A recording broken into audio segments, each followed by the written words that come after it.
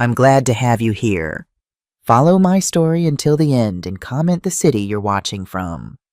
The horse was defecating in my living room when my son Joshua called for the third time that morning. I watched through my phone screen from my suite at the Four Seasons in Denver, sipping champagne while Midnight, my most temperamental stallion, knocked over Lauren's Louis Vuitton luggage with his tail.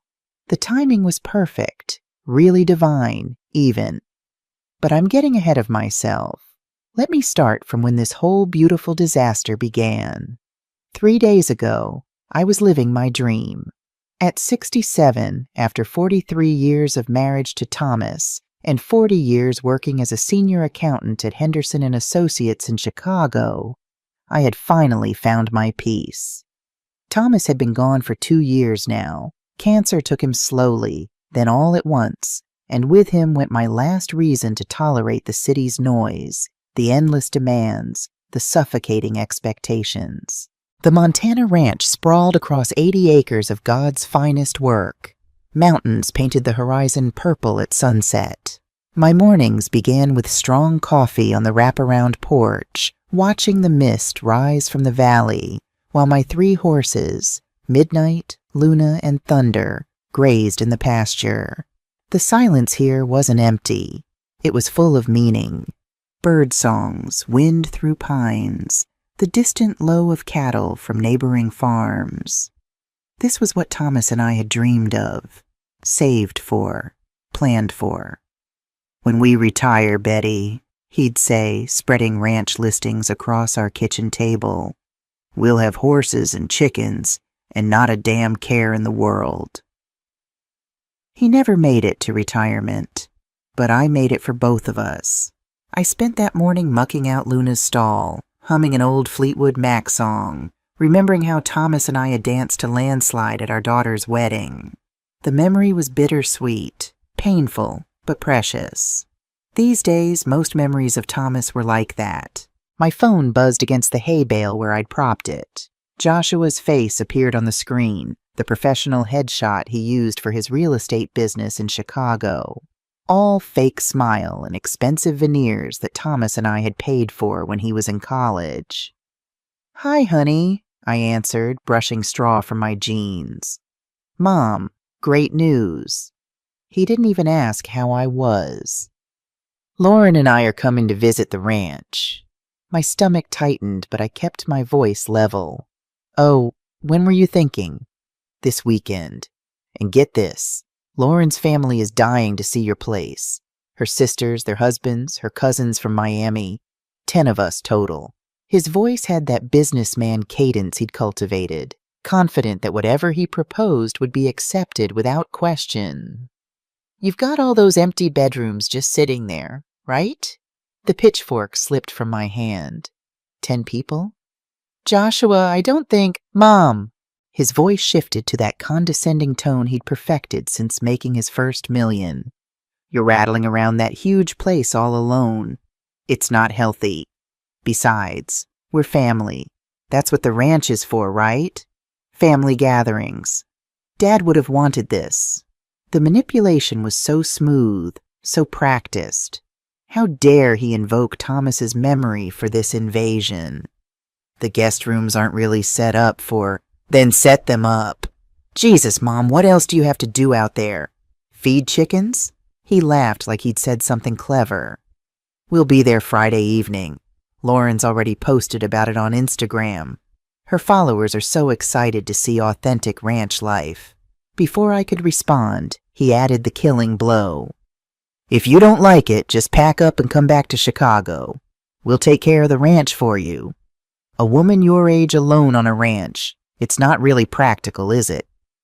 He hung up before I could speak. I stood there in the barn, phone in my hand, as the full weight of his words settled over me like a burial shroud.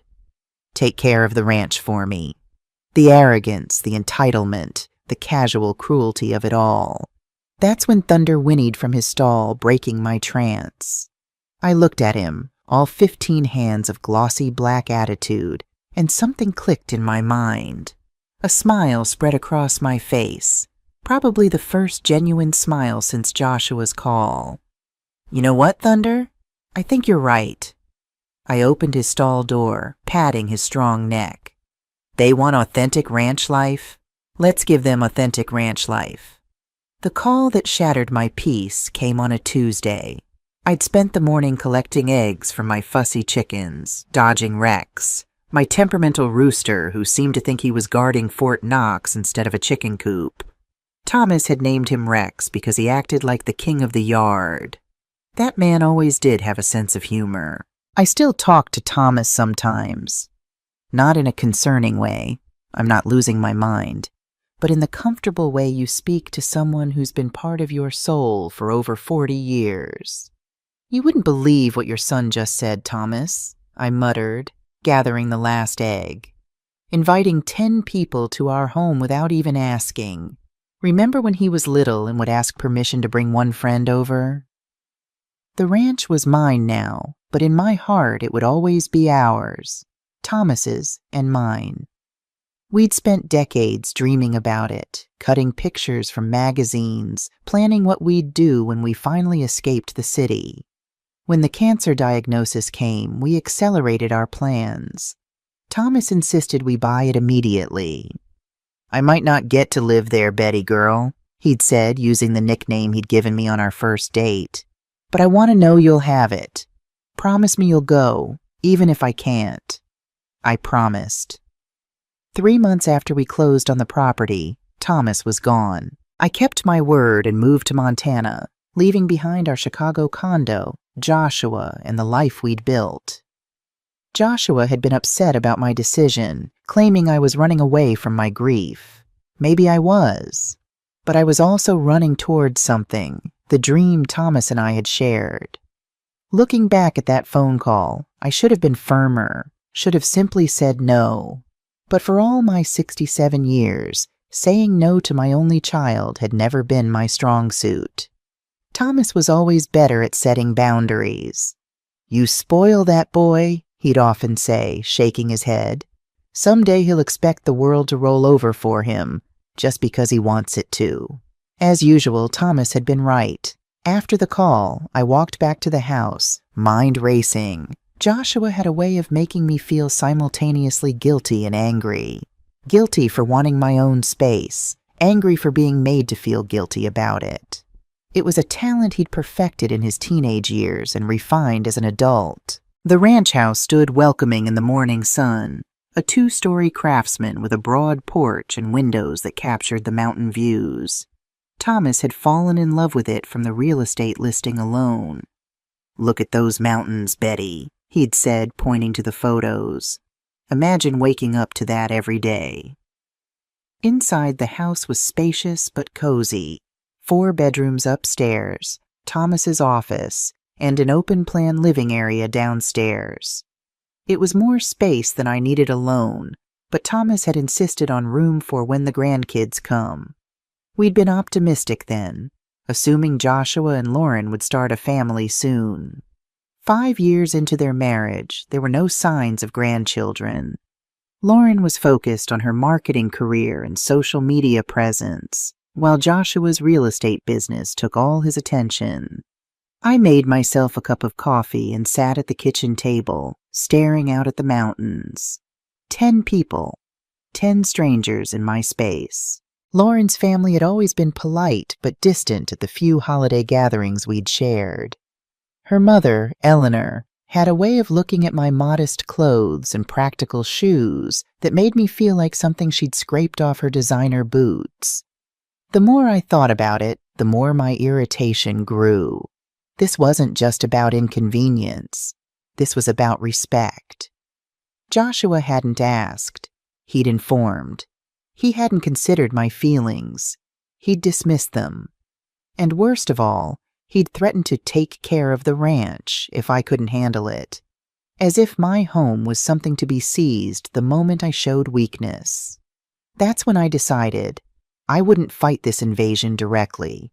No, that would only make Joshua dig in his heels. Instead, I'd show them exactly what authentic ranch life entailed. Not the Instagram version Lauren was probably imagining, but the real, unfiltered truth of it.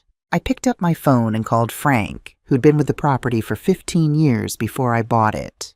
Frank and his partner Miguel lived in the caretaker's cottage by the creek. They maintained the property when I needed extra help and had become dear friends in the process. "Mrs. Anderson," Frank answered, his weathered voice warm. "What can we do for you today?" "Frank, I need your help with something unusual." As I outlined my plan, Frank's initial confusion gave way to amusement, then outright enthusiasm. By the time I finished explaining, he was chuckling. "Mrs. Anderson, it would be our absolute pleasure. Miguel will be tickled pink about this." "You don't think it's too much?" I asked, suddenly unsure. "Ma'am, if you don't mind me saying so, your son needs a reality check, and this is the kindest way I can think of to give him one." After thanking Frank, I made one more call to my best friend since college, Ruth Wilson, who lived in Denver. "Pack a bag, honey?" I said as soon as she answered. "The Four Seasons has a spa special this week. We'll watch the whole show from there." Ruth didn't even hesitate. "Text me the details. I'll bring the champagne." As I hung up, I felt something I hadn't experienced since Thomas died, a rush of pure, mischievous joy. Thomas would have loved this plan. He always said people needed to earn their place in this world, not just expect it to be handed to them. "Let the lesson begin," I whispered, raising my coffee mug in a toast to Thomas's memory. The next 2 days were a whirlwind of delightful preparation. I moved through the house with purpose, making subtle but significant changes. First, I removed all the quality bedding from the guest rooms, replacing Egyptian cotton with the scratchy wool blankets from the barn's emergency supplies. The good towels went into storage, replaced by threadbare, sandpaper-textured ones I found at an army surplus store in town. I adjusted the thermostat for the guest wing, programming it to a cozy 58 degrees at night, 79 during the day. "Climate control issues," I'd claim. "Old ranch houses, you know." The Wi-Fi router went into the safe, along with the television remotes. I left a stack of dog-eared paperback westerns in the living room as entertainment. Frank and Miguel tackled the outdoor preparations. The pool, my beautiful infinity pool overlooking the valley, got its new ecosystem of algae and pond scum I'd been cultivating in buckets. The local pet store was happy to donate a few dozen tadpoles and some vocal bullfrogs. "Mrs. Anderson," Miguel said as he released the last bullfrog, "you're either the nicest or the most devious woman I've ever met." "Can't I be both?" I laughed, watching the frog disappear beneath the green surface. The pièce de résistance, however, required special timing. On Thursday night, while installing the last of the hidden cameras, amazing what you can order on Amazon with 2-day delivery, I stood in my living room and visualized the scene that would unfold tomorrow. The cream-colored carpets I'd spent a fortune on, the restored vintage furniture, the picture windows overlooking the mountains. This was going to be perfect. "You always said Joshua needed to learn consequences," I whispered to Thomas's photo on the mantel. "Consider this his graduate course." On Friday morning, Frank and Miguel helped me with the final touches. We led Midnight, Luna, and Thunder into the house through the French doors off the patio. They were surprisingly cooperative, probably sensing the mischief in the air. A bucket of oats in the kitchen, some hay scattered in the living room, and nature would take its course. The automatic water dispensers we set up would keep them hydrated. As for the rest, well, horses will be horses. "Are you sure about this, Mrs. Anderson?" Frank asked as Luna inspected the couch with interest. "The damage might be extensive?" "Yes, I know." I patted Luna's flank. "But it's just stuff, Frank, and sometimes lessons cost more than money." Before I left for Denver, I placed one final touch, a handwritten note in an envelope addressed to Joshua, left on my dresser where he'd be sure to look if he came snooping. Inside was a single paragraph. "Joshua, by the time you read this, you'll have experienced about 1% of what running a ranch actually entails. Your father did this every day for the last 2 years of his life, even during chemo, because he loved it. This wasn't just my dream, it was ours. If you can't respect that, if you can't respect me, then you don't belong here. The horses know it, the chickens know it, even the bullfrogs in the pool know it. Do you? Beneath that was a photo Thomas had taken a month before he died. He was sitting on Thunder, wearing his beat-up cowboy hat, grinning like he'd won the lottery. In the background, barely visible, was me, mucking out stalls in rubber boots and his old flannel, laughing at something he'd said. We'd been so happy here, so complete. As I drove away from my ranch at dawn, my phone already showing the camera feeds, I felt lighter than I had in years. Behind me, midnight was investigating the couch. Ahead of me lay Denver, Ruth, and a front row seat to the show of a lifetime. Authentic ranch life, I murmured, smiling at the road ahead. Indeed, Ruth popped the champagne cork just as Joshua's BMW pulled into my driveway. We were nestled in the Four Seasons suite in Denver, laptops open to multiple camera feeds, room service trays scattered around us like we were conducting some delicious military operation. "Look at Lauren's shoes," Ruth gasped, pointing at the screen. "Are those Christian Louboutins?" I confirmed, watching my daughter-in-law totter across the gravel in 5-inch heels. $800 about to meet authentic Montana mud. The convoy behind Joshua's car was even better than I'd imagined. 2 rental SUVs and a Mercedes sedan, all pristine city vehicles about to experience their worst nightmare. Through the cameras, I counted heads as they emerged. Lauren with her perfectly styled blonde hair and white jeans that probably cost more than my monthly grocery budget. Her sisters, Madison and Olivia, carbon copies in different sizes, with the same entitled expression. Their husbands, Mark and Brandon, both looking bored and checking their phones. Lauren's cousins from Miami, Rachel and Sophia, already wrapping designer scarves around their necks against the Montana chill. Their boyfriends, whose names I'd never bothered to learn. And finally, Lauren's mother, Eleanor, who emerged from the Mercedes wearing what appeared to be white linen pants and a silk blouse. White linen pants. On a ranch. "Betty, you absolute genius," Ruth whispered, clutching my arm as we watched them approach the front door. Joshua fumbled with the spare key I'd told him about, the one under the ceramic frog that Thomas had made in his pottery class. For a moment, I felt a pang of something. Nostalgia? Regret? But then I heard Lauren's voice through the outdoor camera's audio feed. "God, it smells like shit out here. How does your mother stand it?" The pang disappeared. Joshua pushed open the front door, and the magic began. The scream that erupted from Lauren could have shattered crystal in 3 counties. Midnight had positioned himself perfectly in the entryway, tail swishing majestically as he deposited a fresh pile of manure on my Persian runner.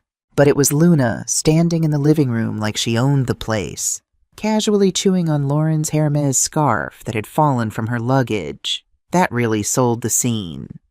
"What the fuck?" Joshua's professional composure evaporated instantly.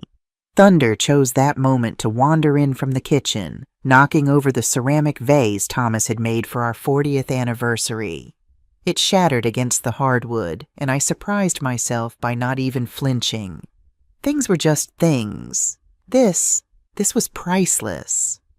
"Maybe they're supposed to be here," Madison suggested weakly, pressing herself against the wall as Thunder investigated her designer handbag with his massive nose. "Horses don't belong in houses," Eleanor shrieked, her white linen already sporting suspicious brown stains from brushing against the wall where Midnight had been rubbing himself. Joshua pulled out his phone, frantically calling me. I let it ring 3 times before answering, making my voice breathy and casual. "Hi, honey, did you make it safely?" "Mom, there are horses in your house." "Horses in the house." "What?" I gasped, clutching my chest even though he couldn't see me. Ruth had to cover her mouth to stop from laughing.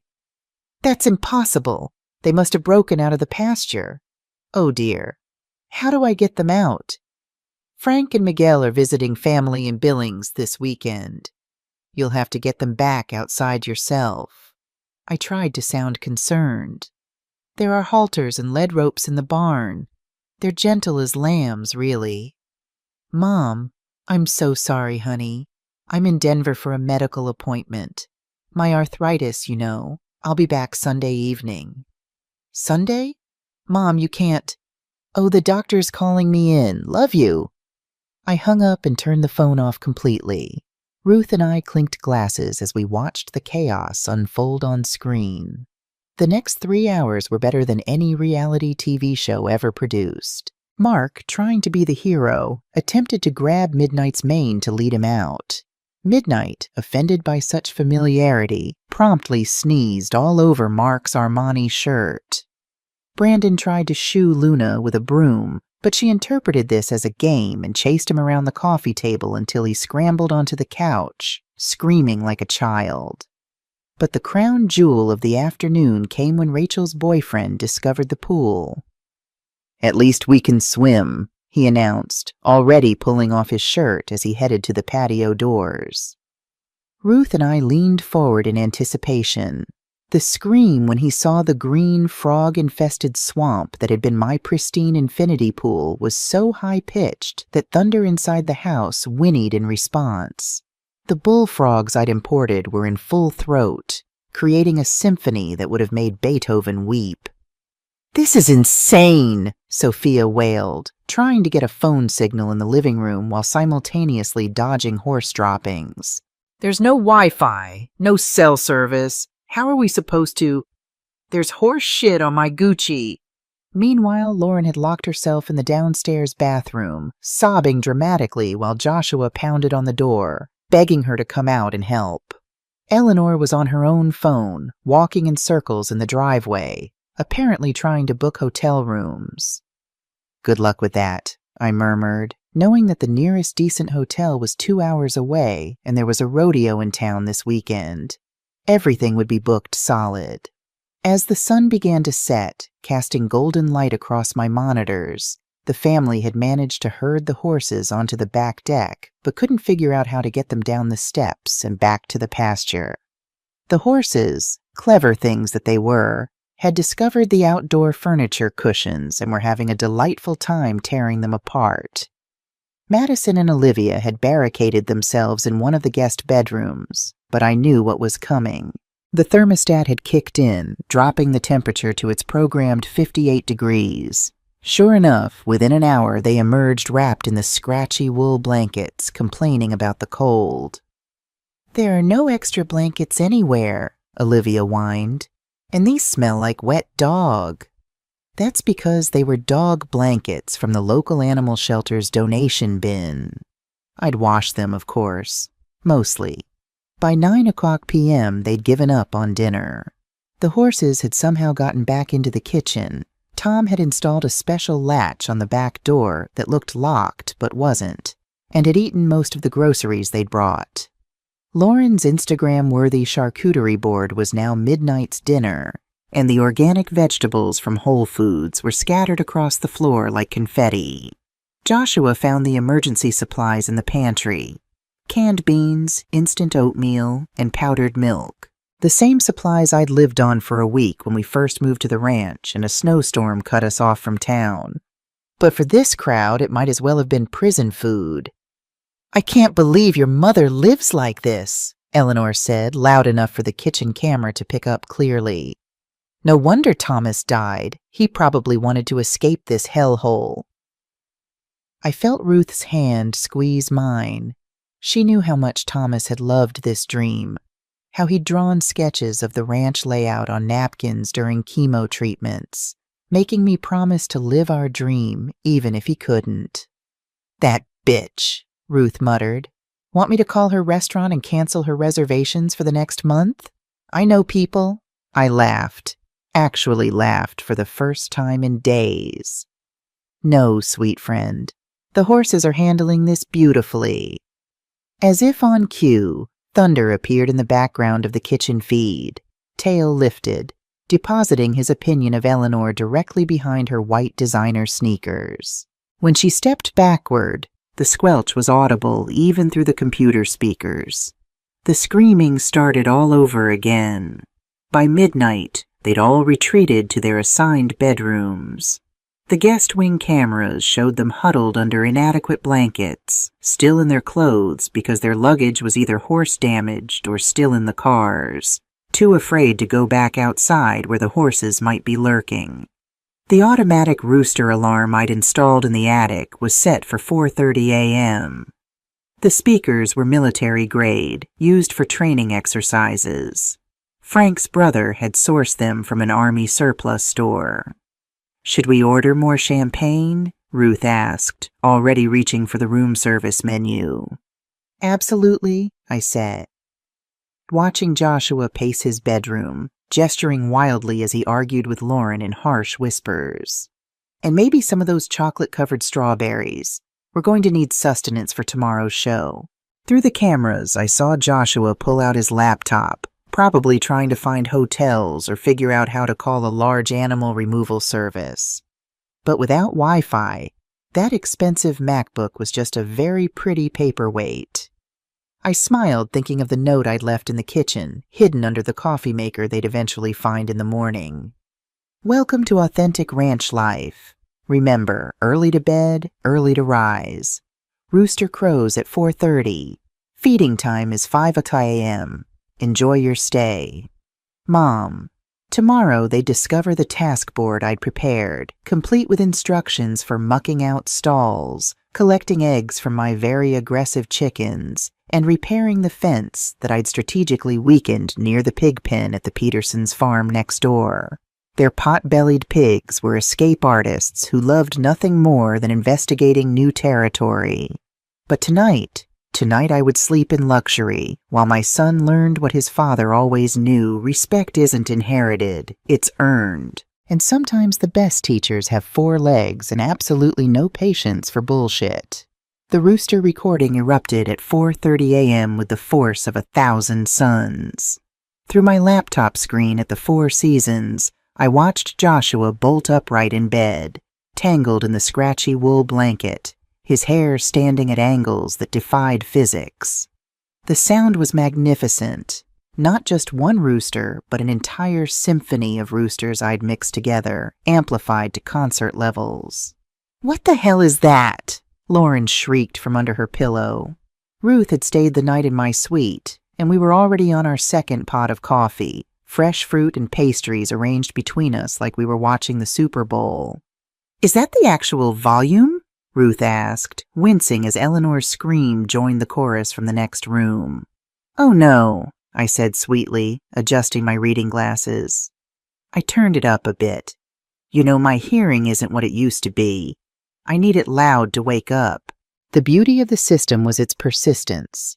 Every time someone thought it was over, another rooster would crow. I'd programmed it to continue for exactly 37 minutes with random intervals, just long enough to ensure no one could fall back asleep. By 5 o'clock a.m., the exhausted group had stumbled into the kitchen, looking like extras from a zombie movie. Olivia's hair extensions were tangled beyond recognition. Mark had horse manure still caked on his designer jeans. Rachel's boyfriend had given up entirely and was wearing a scratchy blanket as a cape.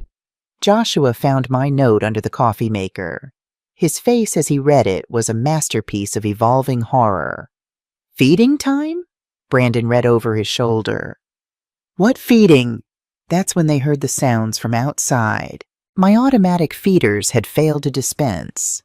I'd disabled them remotely, which meant 30 chickens, 6 pigs from Peterson's farm who'd mysteriously found their way through the weakened fence during the night, and my 3 horses were all congregating near the house, voicing their displeasure. The chickens were the loudest. I'd specifically selected the most aggressive heritage breeds, including Rex, who'd won 3 county fair competitions for most ornery fowl. "We're not farmers," Madison wailed. mascara from yesterday streaking down her cheeks. "This is insane."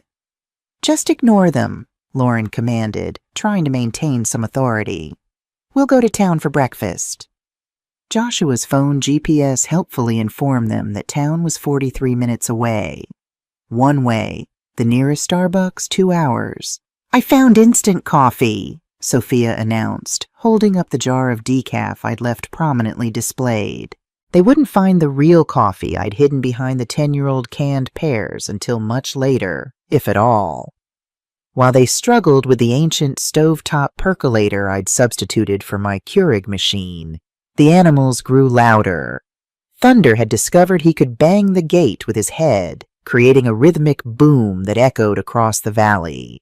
The pigs had found the patio furniture and were enthusiastically redesigning the outdoor seating area. But Rex had discovered he could fly just high enough to land on the kitchen window ledge. The face-to-face encounter between Lauren and Rex through the glass was cinematic. She screamed. He screamed back. She threw the decaf at the window. He pecked at the glass with increased vigor. "We have to feed them to make them stop," Joshua finally admitted, looking defeated already. And it wasn't even 6:02 a.m. "I'm not feeding those things," Eleanor announced, settling imperiously into a kitchen chair that immediately wobbled. I'd loosened one leg just enough to be annoying but not dangerous. "Mom's right," Lauren said. "You're the man, Joshua. You and the other guys handle it." I watched Joshua's jaw clench. His father would have already been out there, animals fed, probably riding Thunder bareback across the pasture. Thomas had grown up on a farm in Iowa, something Joshua had always been embarrassed about, preferring to tell people his father was in agricultural technology. The men ventured out like they were entering a war zone. Through the outdoor cameras, I watched Brandon immediately step in a fresh pile of horse manure. Midnight was nothing if not prolific. Mark tried to open the feed bin but jumped back screaming when 3 mice scurried out. They'd moved in after I'd stopped storing the feed properly a few days ago. But the best moment came when Rachel's boyfriend approached the chicken coop with the feed bucket. Rex, defender of his territory, launched himself at the poor boy with the fury of a feathered missile. The bucket went flying. Feed scattered everywhere. And suddenly it was chaos. Chickens swarming, pigs charging over from the patio, and the horses trotting over to investigate. Joshua tried to maintain order, shouting commands like he was still in his Chicago boardroom. But farm animals don't respond to corporate leadership strategies. Thunder, in particular, seemed to take offense at Joshua's tone and expressed his displeasure by knocking him into the water trough. Inside, the women weren't faring better. The kitchen sink had developed a mysterious leak, loose washer, courtesy of Frank. The stove took forever to heat. I'd adjusted the gas flow, and every drawer they opened seemed to contain something unexpected. Mouse traps, rubber snakes, to keep real snakes away, of course. Or my collection of veterinary supplies, including very large syringes for horse vaccinations. "There's something wrong with the eggs," Olivia shrieked, holding up a green one. "They're defective." I laughed so hard Ruth had to pause the video. My Americana chickens laid the most beautiful blue and green eggs, but city folks always thought something was wrong with them. By 7:00 a.m., they'd managed to produce what might charitably be called breakfast. Burnt instant oatmeal, green eggs that Sophia refused to touch, and instant decaf that tasted like disappointed dreams. The milk was powdered because the fresh milk in the fridge had mysteriously gone sour. I'd adjusted the refrigerator temperature before leaving. "I need a shower," Lauren announced. "A long hot shower." Oh, sweet summer child. The guest bathroom shower had 2 settings, Arctic blast or surface of mercury. The water pressure could strip paint or barely drizzle, nothing in between. I'd also replaced all the luxury towels with those camping ones that absorbed about as much water as wax paper. Lauren's shrieks when she encountered the cold water were audible even from the kitchen. Then the hot water kicked in, and the shrieks went up an octave. Madison tried the other guest bathroom and discovered that the drain was slow, hair from the horses' tails that Frank had carefully placed, causing the shower to flood. Meanwhile, Joshua was trying to get online to handle what he claimed were urgent business matters. He'd found the router, plugged it in, but couldn't understand why it wasn't working. He couldn't see that I'd changed the password to a 47-character string of random symbols and hidden the paper with the new password inside the barn, specifically in the middle of the hay bales in the loft. "Maybe there's Wi-Fi in town," Brandon suggested hopefully. "I'm not driving 40 minutes for internet," Joshua snapped. The stress was getting to him. Good. That's when they discovered the next phase of my plan, the task board in the mudroom, which I'd titled Daily Ranch Responsibilities in Thomas's handwriting I'd carefully copied. It was laminated and official looking, like something that had been there forever. Muck stalls, 8 o'clock a.m. Collect eggs, 8:30 a.m. Wear protection. Check fence lines, 9:00 a.m. Move irrigation pipes, 10 o'clock a.m. Feed chickens again, 11 o'clock a.m. They're on a special diet. Clean pool filters, noon. Clean the pool? Mark perked up. Maybe it's not as bad as it looked yesterday. Sweet, naive Mark. The pool in daylight was even worse. The algae had bloomed overnight into a green carpet. The bullfrogs had invited friends. Something that might have been a small alligator, but was probably just a large stick, floated ominously in the deep end. The smell could have peeled paint. "We're not doing this," Eleanor announced. "This is not what we came here for." "Then why did you come, Eleanor?" I said to the screen, though she couldn't hear me. "For the free vacation. For the Instagram photos. To case my property." Ruth poured more champagne. We'd switched from coffee as we watched them argue. Lauren wanted to leave immediately. Joshua insisted they couldn't let the animals starve. The cousins from Miami were already packing. Brandon was Googling, "Can you get diseases from horse manure?" on his phone, using what little cell signal he could find by standing on one leg near the chicken coop. Then came the moment I'd been waiting for. Joshua, frustrated and desperate, went to my bedroom to look for anything that might help. A different Wi-Fi password, contact information for Frank and Miguel. Anything. He found the envelope on my dresser addressed to him in my handwriting. Through the camera, I watched my son sink onto my bed, letter in hand, his face cycling through emotions I hadn't seen since Thomas's funeral. Shame, recognition, maybe even understanding. But then Lauren's voice cut through the moment. "Joshua, there's something wrong with the toilet. It won't stop making noise." The spell broke. He folded the letter, put it in his pocket, and went to deal with the mysteriously running toilet. A simple flapper adjustment that would take 5 seconds if you knew what you were doing, hours if you didn't. We ordered lunch at the Four Seasons. I had the salmon. Ruth had the prime rib.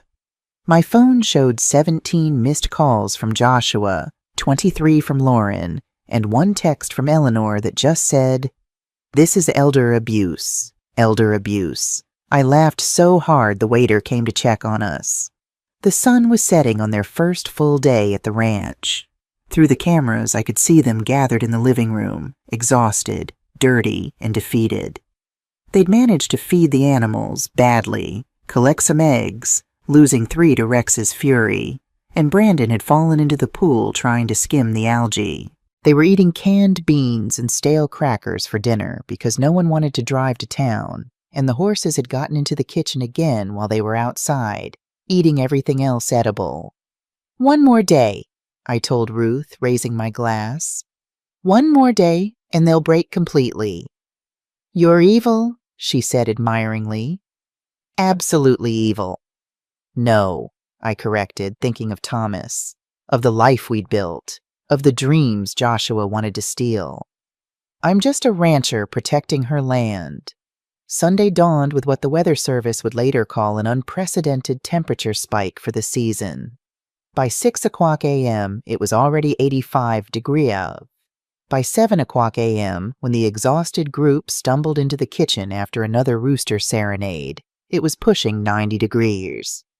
"Why is it so hot?" Olivia moaned, fanning herself with a paper towel. "Because, darling, I'd shut off the central air conditioning before I left, leaving only the inadequate window units in the guest rooms, which required electricity they didn't have.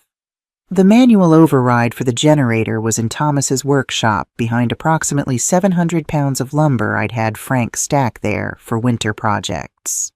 Through my laptop at the Four Seasons, where Ruth and I were enjoying Eggs Benedict and perfectly controlled air conditioning, I watched them discover that the refrigerator, without power for over 12 hours, had become a box of spoiled potential food poisoning.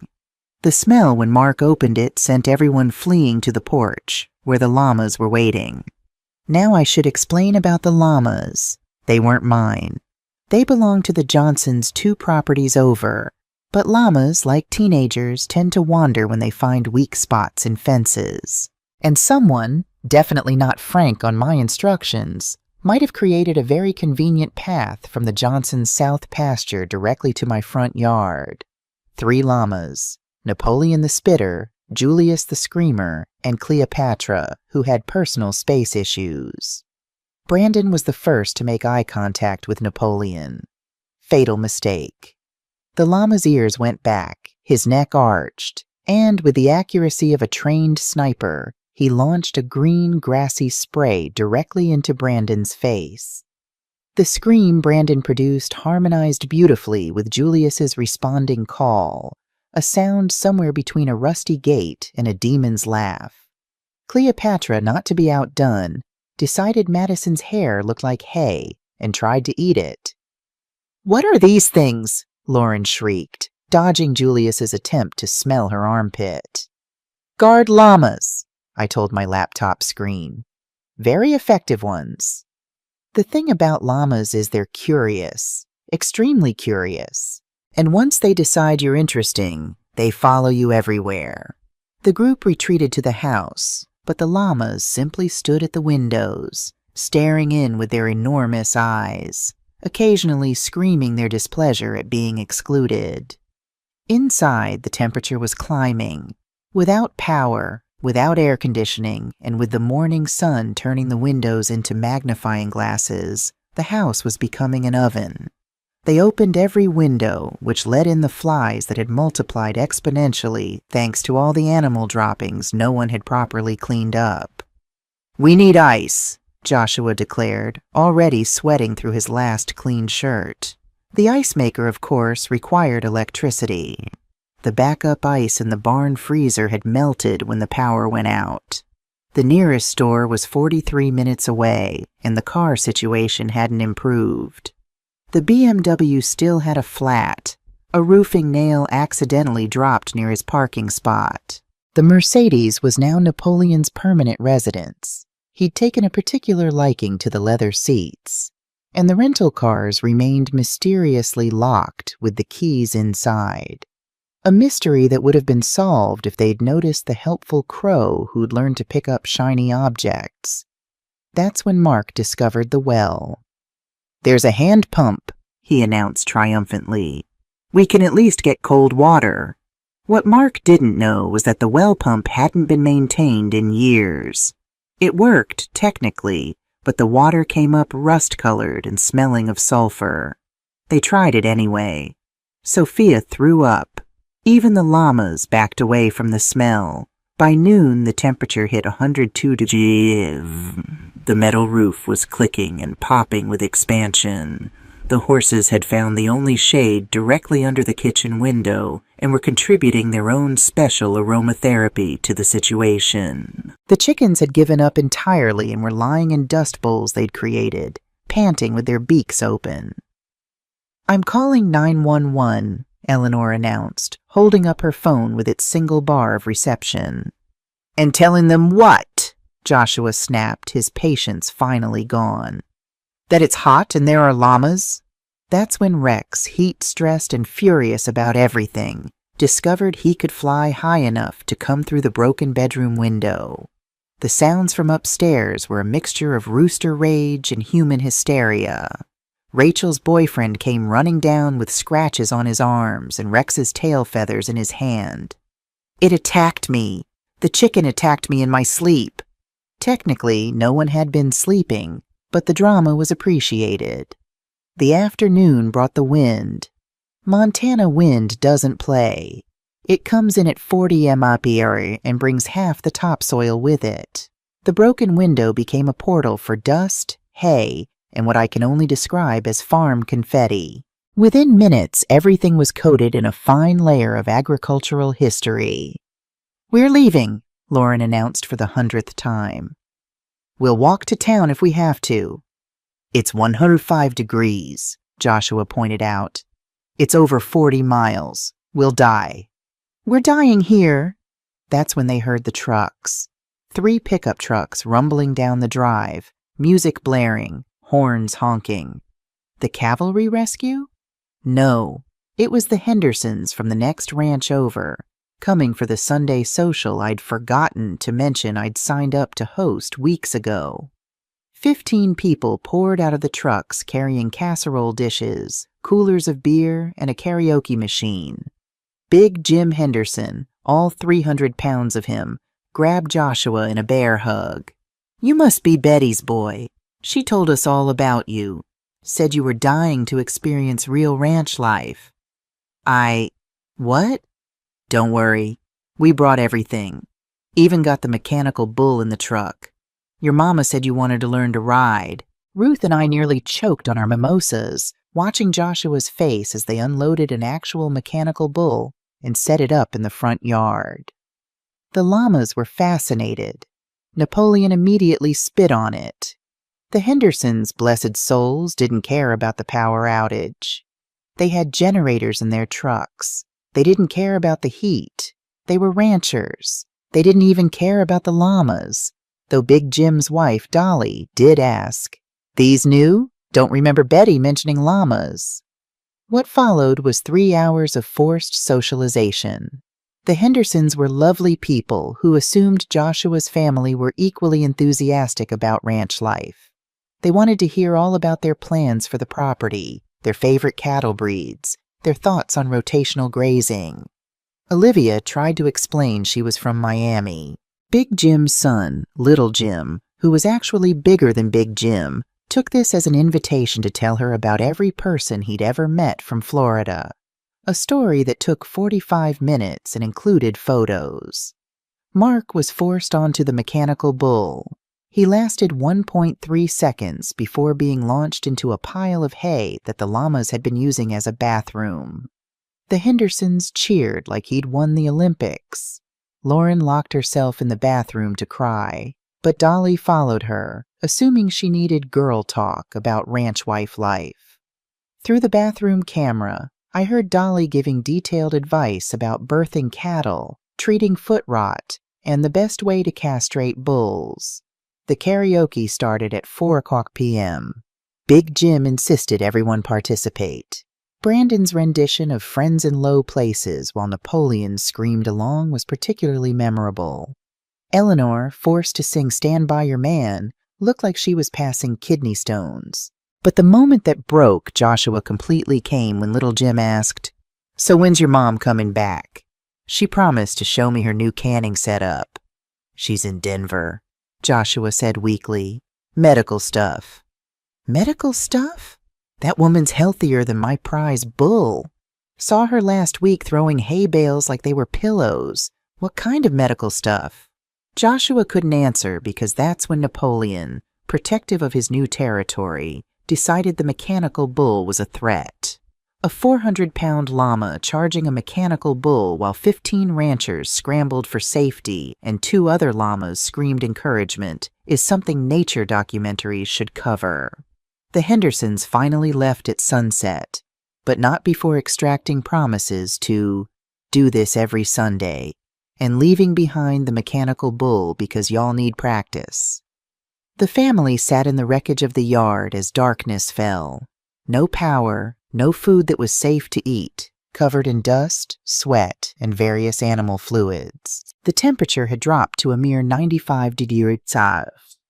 "I want Mom," Joshua said quietly. It was such a childlike statement that even Lauren looked at him with something approaching sympathy. "I want my mom," he repeated. "I need to apologize." Through the camera, I saw him pull out the letter I'd left, now crumpled and stained. He read it again, this time out loud. When he got to the part about Thomas doing this during chemo, his voice broke. "We should leave," Eleanor said, but for once her voice lacked venom. "With what car?" Joshua laughed bitterly. "We're stuck, like Mom wanted us to be."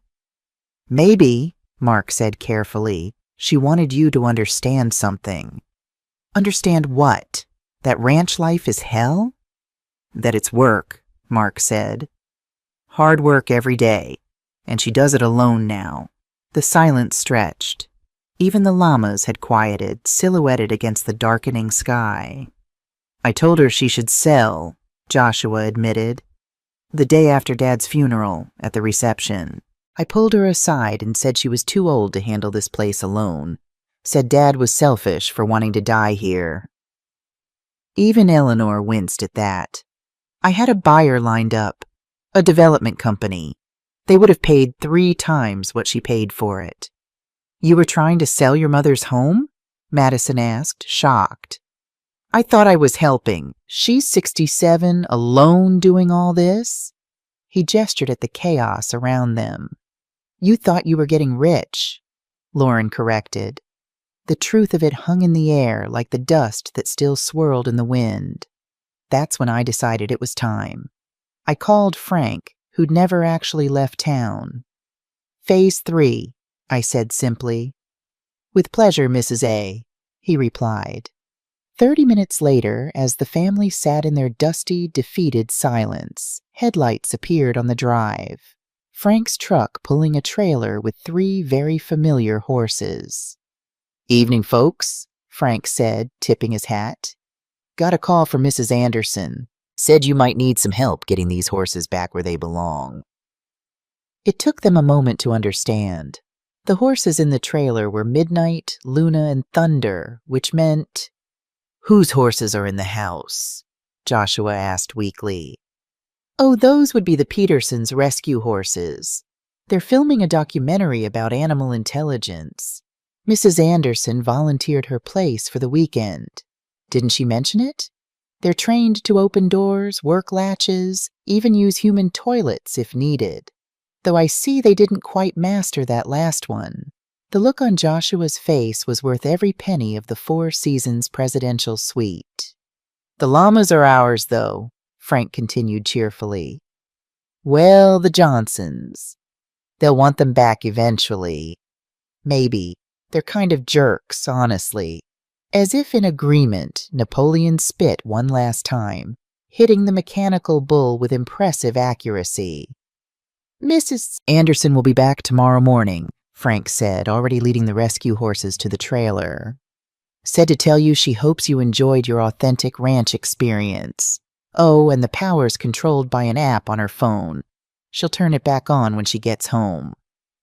He drove away, leaving them in the dark, literally and figuratively, with only the mechanical bull, the llamas, and their shattered assumptions for company. I turned to Ruth, who was recording everything for posterity. "One more sunrise," I said. "One more rooster call. Then I go home." "Think they learned anything?" Ruth asked. I looked at my son on the screen, still clutching my letter, surrounded by the wreckage of his entitlement. "We're about to find out." Monday morning arrived with what I can only call divine comedy. At exactly 3:00 a.m., the mechanical bull, which Big Jim had forgotten to mention had a timer function, suddenly roared to life, complete with flashing lights and country music at maximum volume. The song of choice. "Mamas, don't let your babies grow up to be cowboys." Through the infrared cameras, I watched Joshua bolt upright from his makeshift bed on the living room floor. The guest rooms had become uninhabitable due to dust and mystery smells. He stumbled outside in his underwear to find Napoleon the llama riding the mechanical bull. I'm not joking. The llama had figured out how to climb on and was sitting there like a furry emperor while the machine gently rocked. Julius and Cleopatra stood nearby, screaming their approval. "This isn't real," Joshua said to no one. "This can't be real." Oh, but it was. By the time he figured out how to unplug the bull, the cord wrapped around Napoleon, who was not interested in dismounting, the rest of the family had gathered on the porch, looking like extras from a post-apocalyptic film. Hair matted, clothes filthy, eyes hollow from lack of sleep. "Is that llama riding the bull?" Lauren asked in a broken whisper. "Nothing surprises me anymore," Eleanor responded. She'd aged 10 years in 3 days. The rooster alarm went off at 4:30 a.m., but this time nobody even flinched. They were broken. Completely, utterly broken. As the sun rose, revealing the full devastation of their weekend, the pig-destroyed Mercedes, the mud-filled pool, the house that looked like a tornado had passed through. They sat on the porch steps in silence. Even Rex seemed to sense the defeat and simply walked by without attacking anyone. That's when I arrived. I'd timed it perfectly, pulling up in my pristine Range Rover just as the morning sun hit the mountains. Ruth had done my hair and makeup at the hotel. I wore my best jeans, Thomas's favorite flannel shirt, and the turquoise jewelry he'd given me for our last anniversary. I looked exactly like what I was, a woman in complete control of her domain. The family watched me emerge from the car like they were seeing a ghost, or maybe an avenging angel. "Good morning," I called cheerfully, grabbing my weekend bag. "How was your authentic ranch experience?" Nobody answered. They just stared. I walked past the mechanical bull. Napoleon had finally dismounted and was now eating my roses, stepped over the various droppings, and entered my house. Through the doorway, they could hear me humming as I started the coffee maker, the good one I'd hidden in the attic. "Mom," Joshua finally managed, following me inside. "Yes, dear? You were in Denver? The Four Seasons has an excellent spa. Did you know they have a treatment where they wrap you in Swiss chocolate? Very relaxing." I pulled out my phone and with 3 taps, the power came back on. The air conditioning hummed to life. The refrigerator started its familiar purr.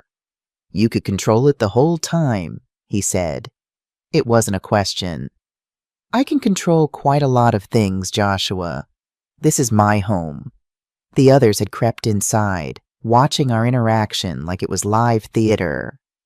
"The horses weren't yours," he said. "Yes. Midnight, Luna, and Thunder are much better behaved. They're in the barn where they belong. The llamas will be going home soon, though Napoleon seems to have developed a fondness for that bull." "You planned everything."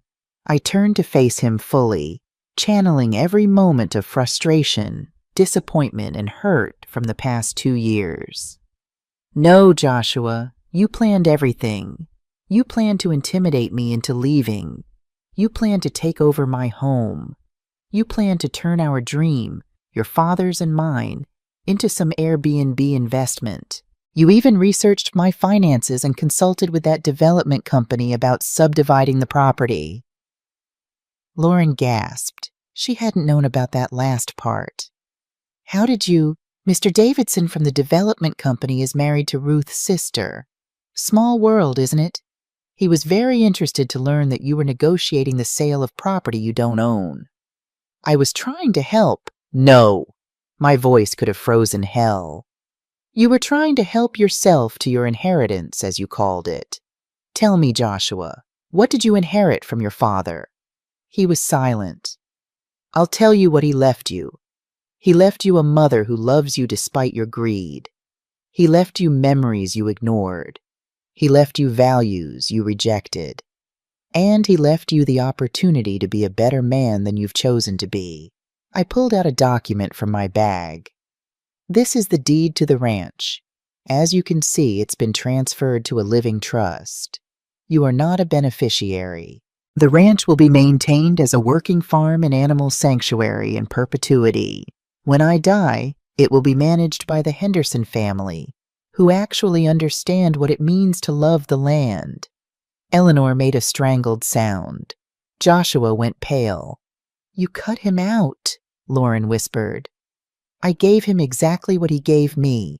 No respect, no consideration, and no claim to what I've built." I turned to address the whole group.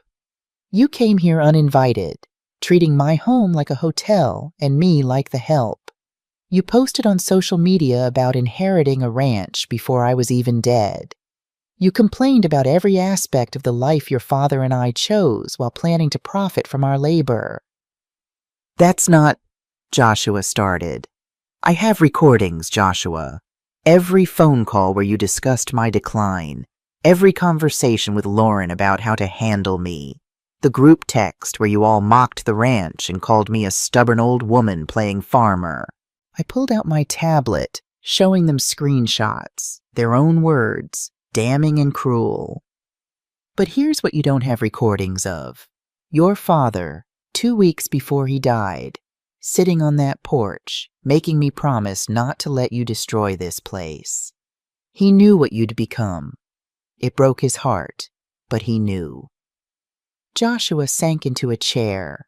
The weight of it all, the shame, the recognition, the loss, was finally hitting him. "I do love you, Joshua," I said more gently. "I always will. But love doesn't mean accepting disrespect. It doesn't mean sacrificing my dreams for your greed. And it certainly doesn't mean letting you turn our sanctuary into a commodity." "What are we supposed to do now?" Eleanor asked, apparently still missing the point. "You're supposed to leave. Frank will be here soon with a tow truck for your cars. The rental company has been notified that you'll be returning the vehicles today. Yes, I found the keys." The crows had hidden them in the barn rafters. Fascinating creatures, crows. "But," Lauren started, "but nothing. This is my home. You are no longer welcome here." The silence was deafening. Finally, Mark of all people spoke up. "We owe you an apology, Mrs. Anderson. A real one. We're sorry." "This place it's actually beautiful," Olivia added quietly. "We just couldn't see it." I nodded acknowledgement, but said nothing.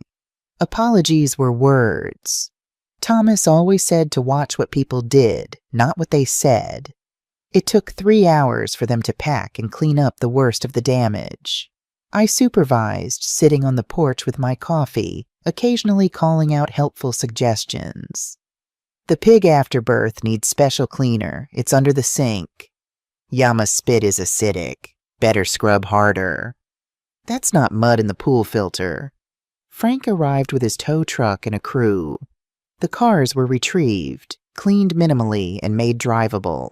The llamas were loaded into a trailer, though Napoleon made his feelings known by spitting on Joshua one last time for good measure.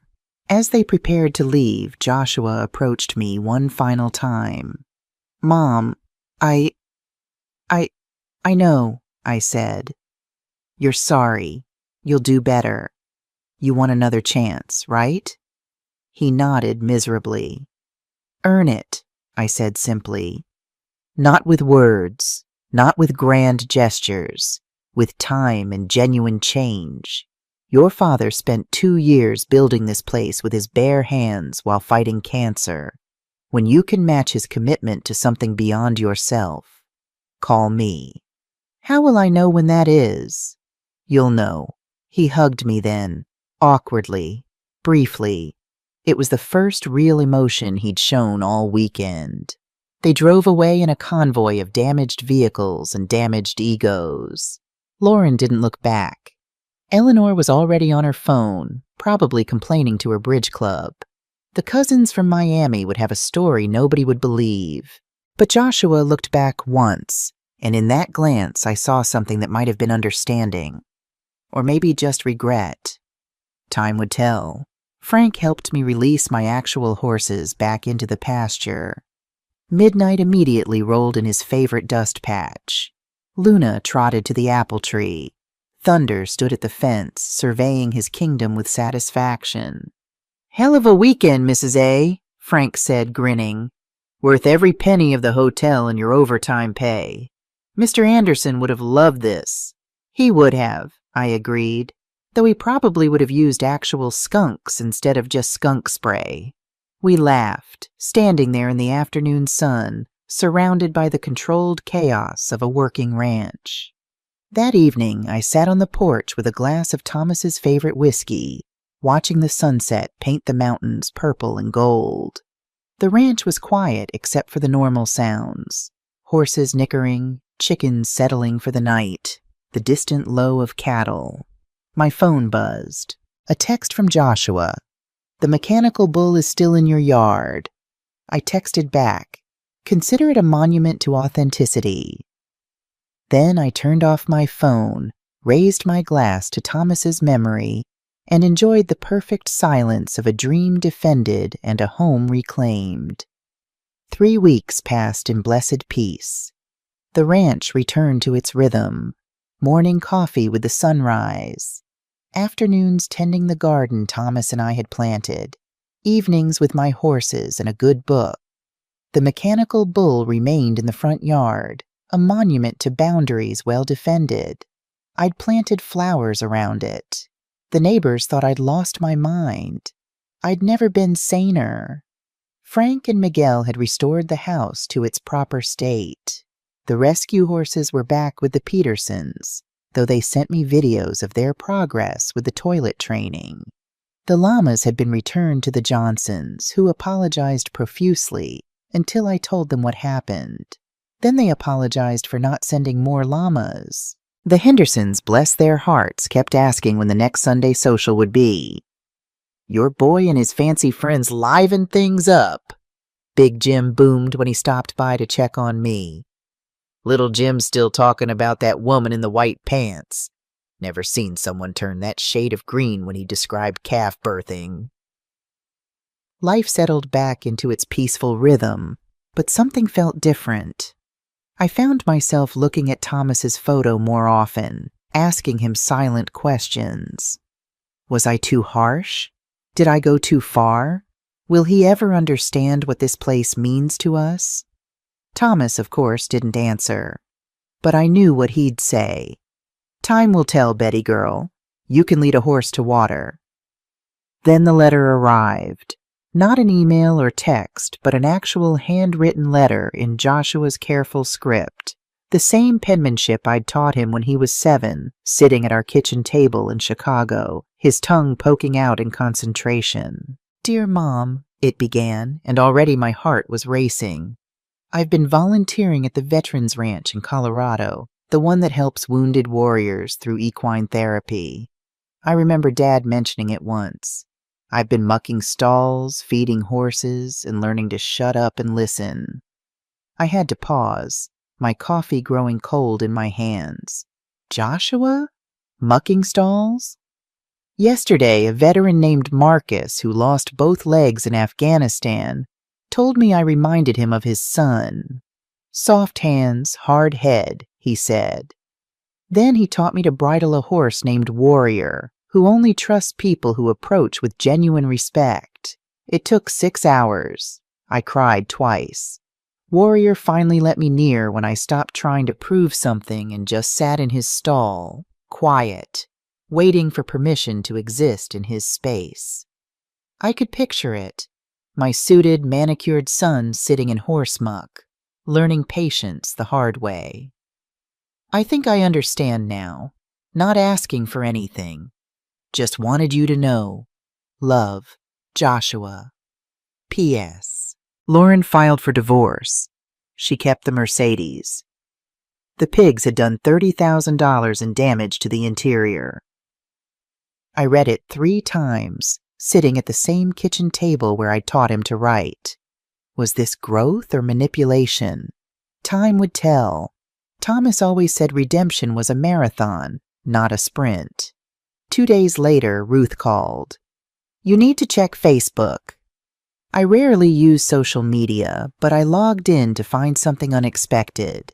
Joshua had posted a video, grainy, clearly taken without his knowledge. He was in a barn, covered in mud and manure, wrestling with a bale of hay twice his size. He fell twice, got kicked once. Not hard, but enough. And when he finally got it into the stall, the horse immediately began spreading it everywhere. The caption read, "Week 3 at Healing Hooves Veterans Ranch. Finally understand why my mom laughed when I said ranching was just feeding animals. This is Thor. He's teaching me humility. He's very good at his job. Mom, if you see this, I'm sorry for everything." The comments were interesting. Lauren had written, "This is why we're divorcing." Eleanor added, "Waste of an MBA." But there were others, veterans thanking him for his help, the ranch director praising his work ethic, someone named Marcus writing, "City boys getting there, slowly." I didn't respond. Not yet. A month later, another letter arrived. "Mom, today a veteran's wife told me about losing their farm while he was deployed. They'd raised horses for 20 years, had to sell everything, including a stallion they'd birthed and raised. She cried, describing the sunrise over their pastures. I helped them fill out paperwork for a grant to start over. It's what I'm good at. Paperwork, finances, systems. But now I understand what the numbers mean. Each line item is a dream. A morning coffee watching horses, an evening listening to coyotes. I think about Dad every day now, about how he looked that last morning on the ranch, even with the chemo destroying him, smiling at the mountains. He wasn't just looking at land. He was looking at love made tangible. I was so stupid, Mom. So incredibly stupid. Still not asking for anything. Joshua. Frank stopped by that afternoon to help repair a fence. "Heard your boy's in Colorado," he said casually. "News travels. My cousin works at that veteran place. Says there's a city fellow there working harder than most of the volunteers. Doesn't complain, doesn't quit. Shows up at 4 a.m. every day without being asked." He hesitated, then added, "Also heard he donated his entire commission from his last real estate deal to their therapy program. 6 figures. That was news. I kept my face neutral, but inside something shifted slightly. 3 months in, the calls started. Not from Joshua, but from others. The ranch director thanking me for raising a son who understood service. Marcus calling to say Joshua had spent his own money to buy a therapy horse for a kid with autism. A veteran's widow saying Joshua had helped save their family farm from foreclosure. Pro bono. Then Ruth visited with her laptop. "You need to see this." It was a blog post Joshua had written for the Veterans Ranch website. Authentic ranch life. A city son's education. He detailed our weekend honestly, brutally, hilariously. He owned every moment of his entitlement, his disrespect, his greed. But the ending was what got me. My mother defended her dream with horses, llamas, and a mechanical bull that still stands in her yard. She taught me that authentic isn't Instagram-worthy sunsets and mason jar aesthetics. It's 4 a.m. feedings in -20 weather. It's holding your dying husband's hand while he watches his last sunrise over land you've bled for. It's choosing hard work over easy money every single day. I wanted to steal that from her, to reduce her life's work to my profit margin. She gave me what I thought I wanted, authentic ranch life, and it broke me in the best possible way. If you're reading this, Mom, I get it now. Not fully, maybe never fully, but enough to know that what you and Dad built can't be bought or sold or inherited. It has to be earned, one sunrise at a time. P.S. Napoleon the Llama was magnificent. Please tell the Hendersons. I laughed, then I cried, then I did something I hadn't done in 6 months. I called my son. "Hello? His voice was tentative, afraid. "The Hendersons got a new llama. Named him Bonaparte. He's worse than Napoleon." Silence. Then a laugh, shaky but real. "God help us all. Frank says you're doing good work in Colorado." "Trying to. It's these veterans, what they've sacrificed, and then they come here and find peace with horses. It's like what Dad found at our ranch during his last months." "That kind of peace is worth everything," I said simply. "Yes," he agreed softly. "It is." "I've been thinking," he continued carefully, "about Thanksgiving. Not asking to come to the ranch. I know I haven't earned that yet, but maybe dinner in town? Just you and me. I could drive up from Colorado." I considered this. "The Riverside Diner does a decent turkey dinner." "Is that a yes?" "It's a maybe. Keep working. Keep learning. Ask me again in November." "Fair enough, Mom." A pause. "I love you. I should have led with that." "You should have led with a lot of things, Joshua, but late is better than never." After I hung up, I walked out to the pasture where Thunder stood waiting. He nickered softly, pushing his massive head into my chest. I scratched his favorite spot behind his ears, thinking about second chances and the long road to redemption. Thomas used to say that everyone deserves a second chance, but not everyone earns it. Maybe Joshua was finally learning to earn his. 2 weeks later, another surprise arrived. A package from Colorado with Joshua's return address. Inside was a photo album, professionally bound and carefully curated. The title page read, "Thomas Anderson, A Rancher's Legacy." Joshua had somehow collected hundreds of photos I'd never seen. Thomas at agriculture conferences, his presentations about sustainable farming, pictures from colleagues showing him teaching young farmers, mentoring, leading, photos from the feed store, the local diner, the veterinary clinic. Thomas everywhere in our small community, respected, beloved, remembered. The last page was a photo I'd taken but forgotten. Thomas and Joshua 5 years ago, attempting to fix a fence together. Both were laughing, Joshua holding a hammer wrong, Thomas gently correcting his grip. Below it, Joshua had written, "He tried to teach me. I refused to learn. My loss, not his. Thank you for protecting what he loved most, you and the ranch. I didn't deserve inheritance. Love isn't inherited anyway. It's earned." I sat on the porch, album in my lap as the sun set behind the mountains. Rex strutted by, pausing to eye me suspiciously before continuing his patrol. The mechanical bull stood silent in the garden, surrounded by black-eyed Susans that had somehow decided to bloom in the chaos of its base. My phone rang. "You okay, honey?" Ruth asked when I answered. "I'm thinking about Thanksgiving," I admitted. "About maybe saying yes to dinner." "Thomas would want you to." Thomas wanted a lot of things. Not all of them were wise, but most of them were kind. She was right. Thomas's greatest strength and weakness had been his relentless faith in people's ability to change. "I'll think about it," I said. October arrived with early snow, blanketing the ranch in pristine white. The horses grew their winter coats. I prepared the barn for the cold months ahead, working alone but not lonely. The ranch was never lonely. Too much life, too much purpose, too much beauty. Then Joshua's third letter arrived. "Mom, a boy came to the ranch today, 15, angry at everything.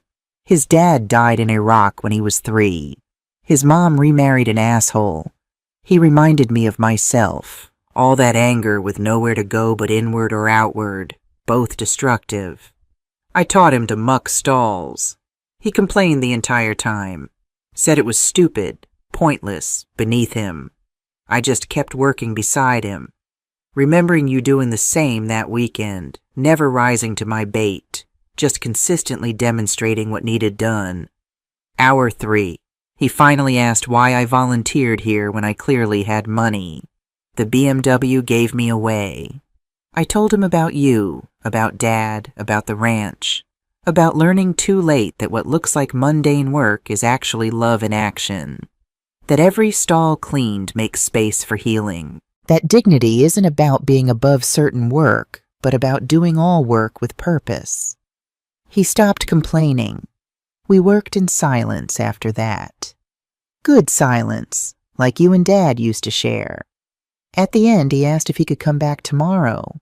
I said yes, if he promised to arrive before the rooster crows. He asked what time that was. I said 4:30.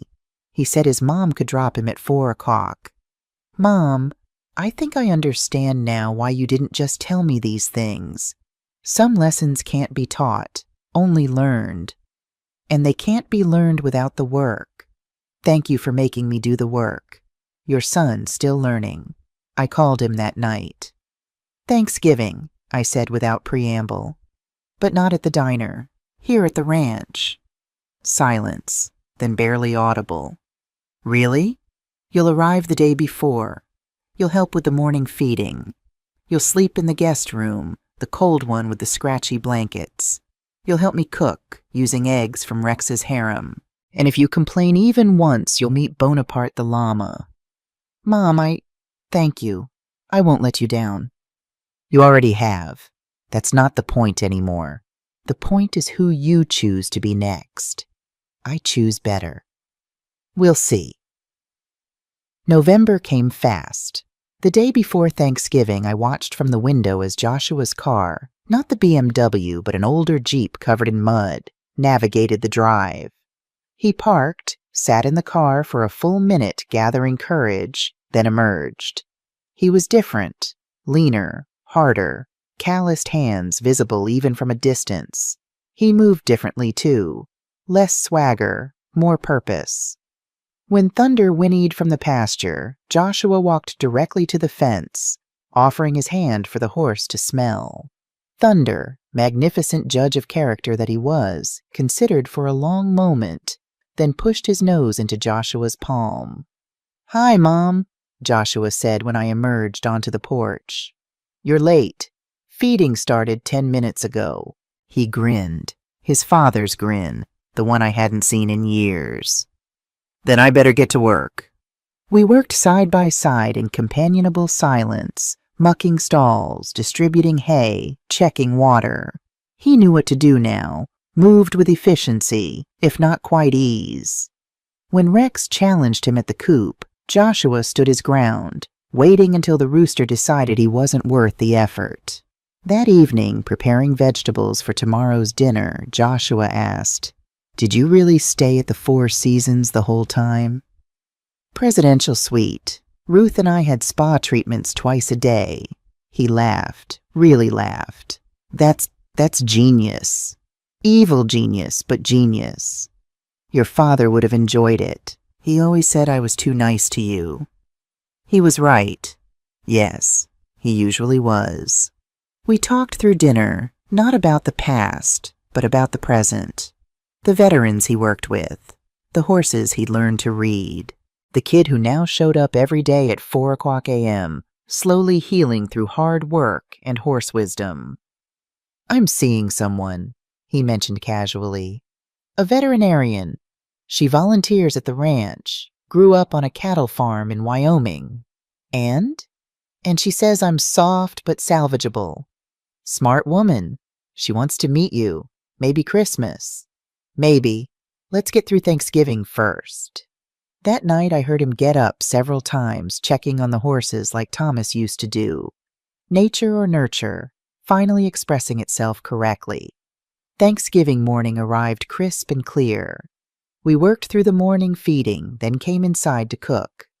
Joshua fumbled with the turkey, forgot to set timers, burn the rolls, but he tried, genuinely tried, without complaint or excuse. As we sat down to eat, overcooked turkey, lumpy gravy, slightly scorched vegetables, he raised his glass of apple cider. "To Dad," he said. "To you, to the ranch."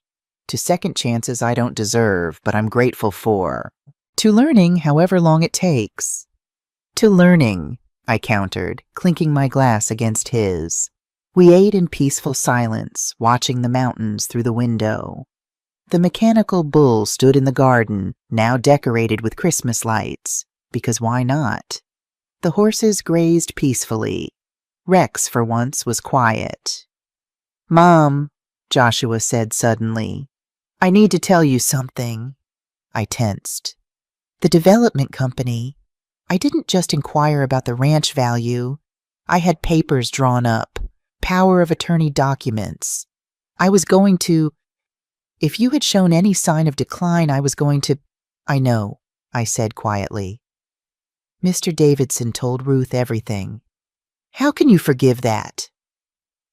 I looked at my son, really looked at him, saw the shame, the growth, the struggle toward becoming the man his father had hoped he'd be. Forgiveness isn't forgetting, Joshua. It's choosing to move forward anyway. Your father taught me that during his illness. Every day he forgave his body for failing, forgave the universe for the unfairness, forgave himself for leaving me. Forgiveness is just another kind of work, like ranching. Daily, unglamorous, necessary. Exactly like ranching. He nodded, understanding in a way he couldn't have 6 months ago. That afternoon, as we walked the property, he asked, "The trust, the ranch going to the Hendersons, is that real?" "Yes." "Good." I stopped walking. "Good? It shouldn't be mine. I haven't earned it.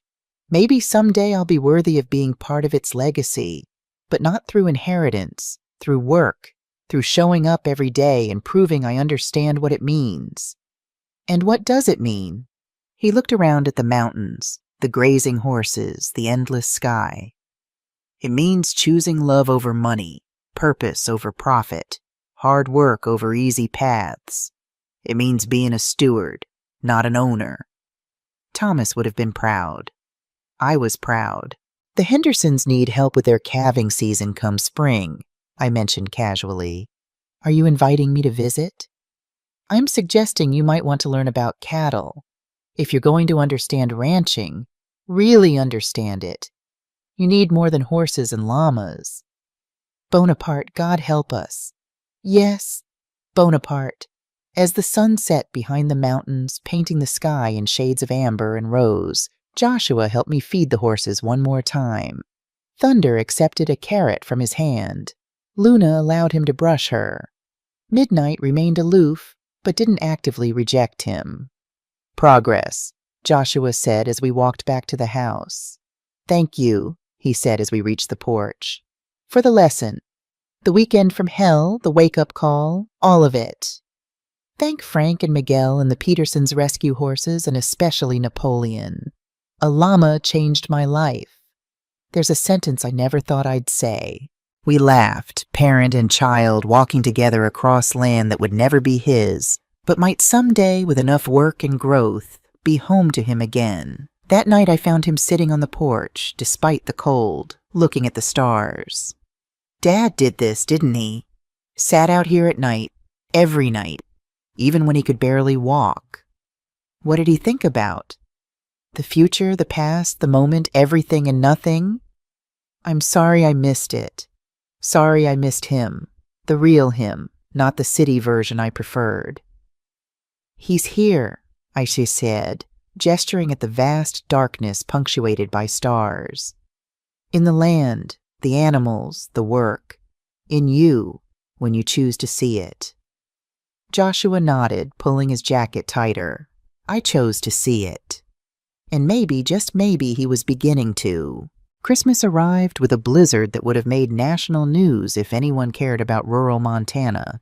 3 feet of snow in 18 hours, winds that could knock a grown man sideways, and temperatures that made the horses' water freeze solid every 2 hours. Joshua had been visiting monthly since Thanksgiving, each time staying longer, working harder. But this was his first real winter test. He'd arrived 3 days before Christmas with Katie, the veterinarian from Colorado. A woman who looked like she could birth a calf and attend the Met Gala with equal confidence. "You must be the famous Betty," she said, shaking my hand with a grip that could crack walnuts. "I've heard about the llama incident." "All lies," I said. "It was much worse than whatever he told you." She laughed, a rich, genuine sound. "He showed me the video, the one with Napoleon on the mechanical bull. I've watched it approximately 47 times. I decided I liked her. The blizzard hit that night.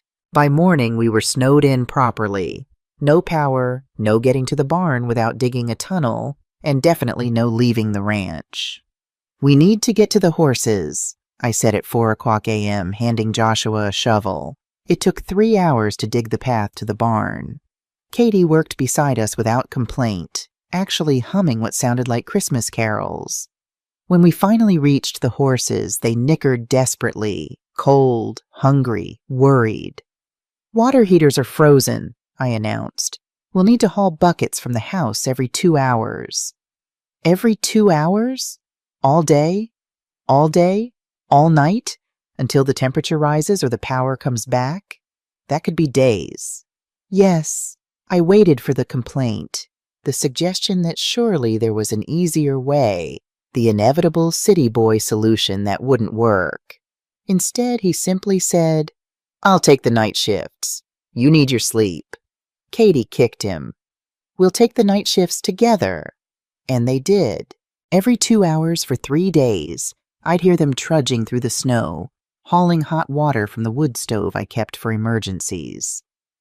No complaints reached my ears, just quiet conversation and occasional laughter. On day 2, we ran low on hay. The delivery truck couldn't get through. Roads were impassable. The horses were getting nervous, sensing our concern. "There's emergency hay at the Hendersons," I said, "but it's 2 miles through the storm. How do we get it here without a truck?" "The old way," Joshua said, pointing to the sled Thomas had restored years ago. "We harness Thunder and haul it." Katie's eyes widened. "Thunder? The horse who hated you for months?" "The very same. He's done this before. Question is whether he'll do it for me." It was brutal.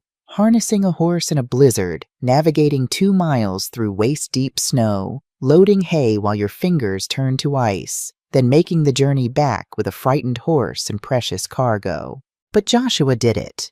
More than that, Thunder trusted him to do it. When they returned, both man and horse covered in ice, there was something different between them. Understanding, respect, partnership. "Dad would have been proud," I said quietly as Joshua rubbed Thunder down, checking every inch for injury or strain. "I hope so," he replied, and I heard Thomas's humility in his voice. That night, Christmas Eve, we lost the last of our stored water when the pipes froze. Katie and I were melting snow on the wood stove when Joshua disappeared into the basement. He emerged an hour later, triumphant and filthy. "Fixed it," he announced. "Remember Dad teaching me about pipe insulation when I was 12? I was too busy playing video games to pay attention, but something must have stuck." The water flowed. Katie kissed him. I pretended not to tear up. Christmas morning dawned crystal clear and deadly cold, minus 37 degrees. The kind of cold that kills batteries, cracks windows, and makes breathing hurt. But the horses needed care, snow or no snow, Christmas or not. We worked in shift. 10 minutes outside before rotating in to warm up. The horses' water froze between checks. Ice formed on Midnight's whiskers. Luna's blanket froze to her body and had to be carefully thawed. But we managed. Together. That afternoon, as we sat exhausted around the wood stove, eating canned soup, our Christmas dinner, Katie said something that stopped my heart. "This is what Joshua described," she said to me, "when he talks about his father. This kind of brutal, beautiful commitment to something bigger than yourself." "Thomas loved the difficult days most," I admitted. Said they showed you who you really were. Who are we? Joshua asked, genuinely curious. Today we're ranchers. Real ones, not Instagram ranchers or hobby farmers. The kind who do whatever it takes, whenever it's needed, without thought of comfort or convenience. Even on Christmas. Especially on Christmas. Animals don't know it's a holiday. The power came back that evening. As lights flickered on and the furnace rumbled to life, Katie found the photo album Joshua had made of Thomas. "Is this him?" she asked, pointing to a picture of Thomas with newborn Thunder, both covered in birthing fluids and straw, both grinning like idiots. "First foal born on the ranch," I confirmed. Thunder came out fighting, knocked Thomas flat on his back. Thomas laughed for 20 minutes straight. "Tell me more," Katie said, settling in. So I did. Stories poured out. Thomas learning to ride at 55. Thomas building the barn with his own hands. Thomas during his last winter, so weak from chemo he could barely walk, but still insisting on breaking ice on water troughs every morning. "He sounds wonderful," Katie said softly. "He was," Joshua said. "I just couldn't see it then. I was too busy being embarrassed by his muddy boots at my college graduation, his old truck at my wedding, his stories about cattle at business dinners." Lauren encouraged that, I said carefully. It was the first time I'd mentioned his ex-wife since the divorce. "Lauren wanted me to be someone I'm not," Joshua replied. "Someone I tried to be and failed at spectacularly." "The question," Katie said, looking at him intently, "is who you want to be now." Before he could answer, a sound split the night. A horse in distress. We ran to the barn to find Luna down in her stall, thrashing, clearly in colic. "It's bad," Katie said after a quick examination. "We need the vet immediately." "Roads are still closed," I said, fighting panic. "Nearest vet is 40 miles out." "I'm a vet," Katie reminded us, "but I need supplies, medications." "Doc Henderson has a kit," Joshua said suddenly. "Big Jim mentioned it at Thanksgiving for emergencies when the roads are blocked." "That's 3 miles in the opposite direction," I said. "In the dark, in this cold." "Then I better get moving." He was gone before we could protest, taking Thunder again, the only horse strong enough for another journey through the snow. Katie and I stayed with Luna, walking her when she could stand, monitoring her vitals, praying. Colic could kill a horse in hours. Every minute Joshua was gone felt like a year. He made it back in 90 minutes, an impossible time that meant he'd run portions himself to spare Thunder. His face was frostbitten, his hands barely functional, but he had the medical kit. Katie worked through the night. Joshua and I took turns walking Luna, holding her head when the pain hit, whispering promises and prayers. At dawn, the crisis passed. Luna would live. "You did that," Katie told Joshua. "That run probably saved her life." He was sitting on a hay bale, exhausted beyond measure, steam rising from his soaked clothes. "Dad would have done it faster." "No," I said firmly. "He wouldn't have. You matched him, Joshua. Maybe even exceeded him." He looked at me with surprise. "Really?" "Really." That evening, after 16 hours of crisis and resolution, we sat in the kitchen while Katie cooked something elaborate from our meager supplies. Joshua was reading Thomas's journal. I'd finally given it to him that morning. "He wrote about me," Joshua said, voice thick. "Joshua called today, tried to explain the ranch again. He didn't understand.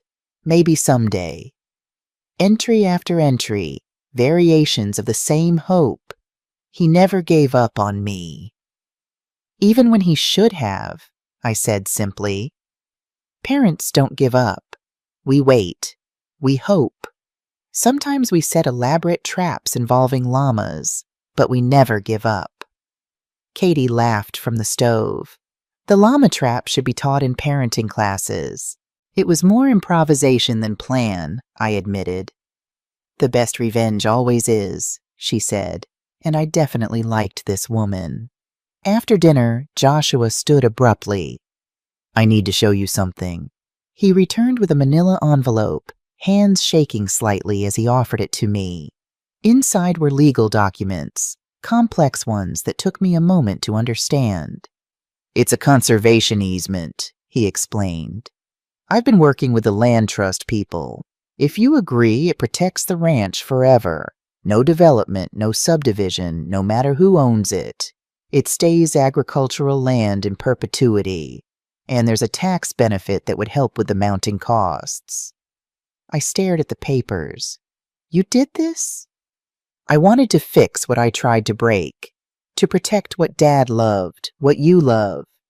The trust naming the Hendersons is good, but this is ironclad.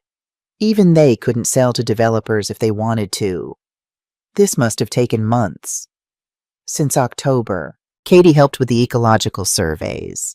I looked between them, my son, transformed by work and humility, and this remarkable woman who saw his potential. There's one more thing, Joshua continued. Page 12.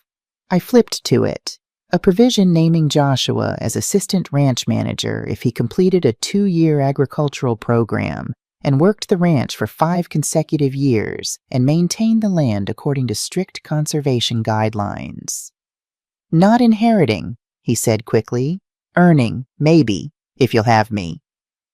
5 years is a long time, I said carefully. It's a start, he replied. Dad gave the ranch 40 years. I can give it 5, or 50, whatever it takes. I signed the papers. Katie whooped. Joshua cried, really cried, for the first time since Thomas's funeral. That night, unable to sleep, I found Joshua in the barn with Thunder. He was brushing the great horse, talking to him quietly about plans for spring, about learning to train colts, about proving worthy of the land. Thunder, my stubborn, particular horse who barely tolerated anyone but me, rested his massive head on Joshua's shoulder. He forgives you, I said from the doorway. Do you? I thought about it, really thought about it. About Joshua, the entitled city boy who'd tried to steal my home. About Joshua, the desperate man covered in llama spit and horse manure. About Joshua, the emerging rancher who'd risked frostbite to save Luna. Forgiveness is ongoing, I said finally. Like ranch work, you do it every day and some days it's easier than others. What kind of day is today? A good one, a very good one. He smiled, Thomas's smile, finally grown into it. Mom, I need to tell you something. Katie and I are getting married, I finished. The ring's in your pocket. You've been fidgeting with it all day. He laughed. That obvious? To someone who changed your diapers? Yes. We want to do it here, at the ranch, in spring when everything's green. Napoleon can be ring bearer. God, no. Bonaparte, maybe. He seems calmer. Bonaparte ate Mrs. Henderson's wedding roses last week. Regular ring bearer. Then we stood together in the barn, surrounded by sleeping horses and the ghosts of better days that were somehow becoming present days, becoming future days. Your father would be so proud, I said, of who you're becoming. Not who I am yet. None of us are who we are yet. We're all becoming. Even at 67, I'm still becoming. Becoming what? I thought about it. Patient, forgiving, strong enough to defend my boundaries, but wise enough to lower them when someone earns passage. Have I earned it? You're earning it. Present continuous tense. Every bucket of water hauled, every fence mended, every dawn feeding in sub-zero weather. It never ends, does it? The earning. No, that's the beautiful part. There's always another chance to prove yourself, another day to choose correctly, another season to grow into. The barn was quiet except for the horses breathing and the wind rattling the walls. Somewhere in the house, Katie was probably planning a ranch wedding that would somehow be both elegant and practical, like her. "I love you, Mom," Joshua said. "I should have said it more, should have shown it better. You're showing it now. That's what matters." And it was. In the end, the ranch didn't care about past failures or future promises. It only cared about the present moment. The water that needed hauling now, the hay that needed distributing now, the love that needed expressing now. Joshua understood that finally. And maybe that understanding was the real inheritance Thomas had left us both. Spring arrived like a resurrection. The snow melted in dramatic torrents, turning our peaceful creek into a raging river. The pastures exploded in green so vivid it hurt your eyes. And the animals, oh, the animals went absolutely mad with joy. Even Rex seemed less homicidal, though he did chase the wedding planner off the property twice. Yes, the wedding planner. Katie had hired someone from Billings who arrived in a white Range Rover wearing heels that sank immediately into the spring mud.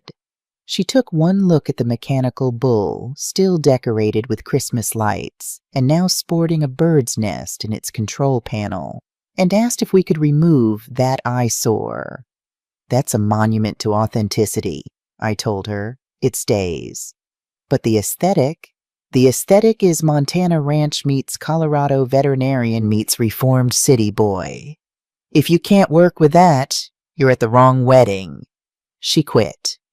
Katie hired her sister instead, a woman who arrived in a muddy pickup with a cooler of beer and a binder full of what she called realistic ranch wedding ideas. Joshua had been living in the renovated barn apartment since January, working the ranch full-time while taking online agriculture courses at night. I'd catch him at 2:00 a.m., laptop open, studying soil management while bottle-feeding an orphaned calf we'd named Hope. "You don't have to do everything at once," I told him one morning after he'd fallen asleep standing up during feeding time. "Dad did," he replied. During chemo, he was still learning, still working, still planning. I found his notebooks, crop rotation schedules for the next decade, breeding plans for the horses, sketches for a greenhouse he never built. "Your father was stubborn to a fault." "It wasn't stubbornness," Joshua said quietly. "It was love. Every plan was a promise that the ranch would continue, that you'd have what you needed, that the dream wouldn't die with him." He was right. Thomas's notebooks, which I'd finally shared with Joshua, were love letters to the future, detailed instructions for everything from treating founder in horses to the perfect timing for planting heirloom tomatoes at our altitude. 2 weeks before the wedding, disaster struck. Not llamas or pigs this time, a late spring blizzard, the kind that kills newborn calves and destroys early gardens. Weather Service called it a once-in-a-century event. The Hendersons lost 12 calves. The Petersons lost their entire greenhouse. We were luckier. The horses were safe. The chickens only mildly traumatized. But the wedding tent collapsed. The carefully cultivated wildflower meadow where Katie wanted to say vows became a pond, and the access road washed out completely. "We could postpone," Katie suggested, though I could see it killed her to say it. "Absolutely not," Joshua said. "We're ranchers. We adapt." And adapt they did. The ceremony moved to the barn. Frank and Miguel spent 3 days cleaning and decorating it with lights that made the old wood glow gold. The wildflower meadow was replaced with hay bales arranged in a circle. The washed-out road meant guests had to park a mile away and take a hay ride to the ranch. Big Jim Henderson volunteered his team of Clydesdales for transport. The morning of the wedding, I found Joshua in Thunder's stall, fully dressed in his suit, but covered in a protective apron, brushing the horse to gleaming perfection. "He's part of the ceremony," Joshua explained. "Katie's riding in on him." "Thunder? Our Thunder who used to knock you into water troughs?" "We've come to an understanding. He tolerates my existence, and I worship his magnificence. Sounds like your father's relationship with Rex. Did Dad ever win that rooster over? The day before he died, Rex let him collect eggs without attacking. I think it was the rooster's version of saying goodbye. Joshua stopped brushing. Tell me about that day. His last day. So I did. How Thomas had insisted on morning chores despite being unable to walk without help. How he'd sat on the porch for hours, memorizing every view. How he'd written letters to Joshua. Letters I'd never sent because they contained forgiveness for transgressions Joshua hadn't even committed yet, as if Thomas knew what was coming. Do you still have them? In the safe? Wedding present, maybe. Mom, Thank you. The ceremony itself was perfect in its imperfection. Katie did indeed ride in on Thunder, who had flowers braided in his mane and looked deeply offended by the indignity. Rex escaped his pen and strutted down the aisle during the vows, causing the city relatives to flee to higher ground. Bonaparte, the llama, watched through the barn window, occasionally humming his disapproval. But when Joshua and Katie exchanged vows they'd written themselves, promises to work beside each other through blizzards and droughts, to find beauty in difficult days, to build something lasting on land that demanded everything, there wasn't a dry eye in the barn. Even the Hendersons cried, though Big Jim claimed it was allergies. The reception took place around the mechanical bull, which Katie's sister had wrapped in white lights and surrounded with wildflowers rescued from the flood. The city relatives looked horrified. The ranch folks thought it was brilliant. Is that the famous bull? Marcus asked. He'd driven up from Colorado with 6 other veterans from the therapy ranch. The very one, I confirmed. Napoleon blessed it with his presence. Joshua tells that story at least once a week. Gets better every time. How's he doing down there? Really? Marcus got serious. He's one of the best volunteers we've had. Shows up, shuts up, does the work. The horses trust him. More importantly, the veterans trust him. Your boy learned something important. What's that? How to earn respect instead of expecting it. As if summoned by the compliment, Joshua appeared with Katie. Both of them flushed from dancing. Mom, Katie said, we have something to tell you. My heart sank. They were leaving. Of course, young couple. Opportunities elsewhere. We're pregnant, she blurted out. Due in December. The world tilted. A grandchild here on the ranch. A baby. A baby, I said stupidly. Here, if you'll have us, Joshua said quickly.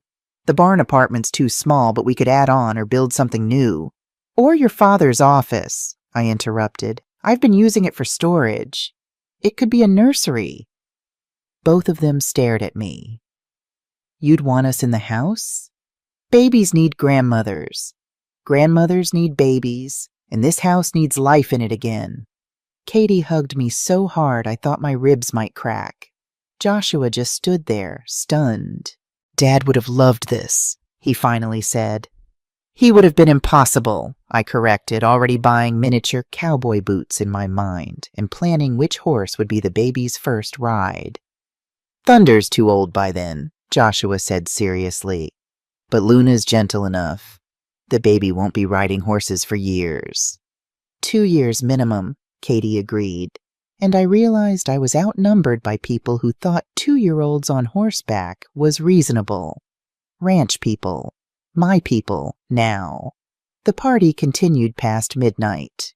At some point, someone, probably Frank, after too much beer, activated the mechanical bull. The veterans took turns riding it, whooping and hollering. Even Bonaparte seemed impressed, though he expressed it by spitting on anyone who scored less than 8 seconds. I found myself on the porch with Eleanor, of all people. Joshua's former mother-in-law, who'd arrived wearing what looked like designer boots that she'd clearly bought specifically for a ranch wedding. I owe you an apology, she said stiffly. You owe me nothing. I do. I encourage the worst in them. In Joshua, in Lauren. I thought ranching was beneath them, beneath you. And now, she gestured at the scene. Joshua teaching Marcus's daughter to line dance. Katie examining someone's horse with professional intensity, even in her wedding dress. The mountains dark against stars so bright they seemed fake. Now I think I missed the point of everything. Lauren's remarried, you know, investment banker. They live in a penthouse that costs more than this ranch. She's miserable. I'm sorry to hear that. Don't be. She chose surface over substance. They both did, but Joshua found his way back. He earned his way back, I corrected. Important difference. Yes, Eleanor agreed. Thomas would be proud. You didn't know Thomas well.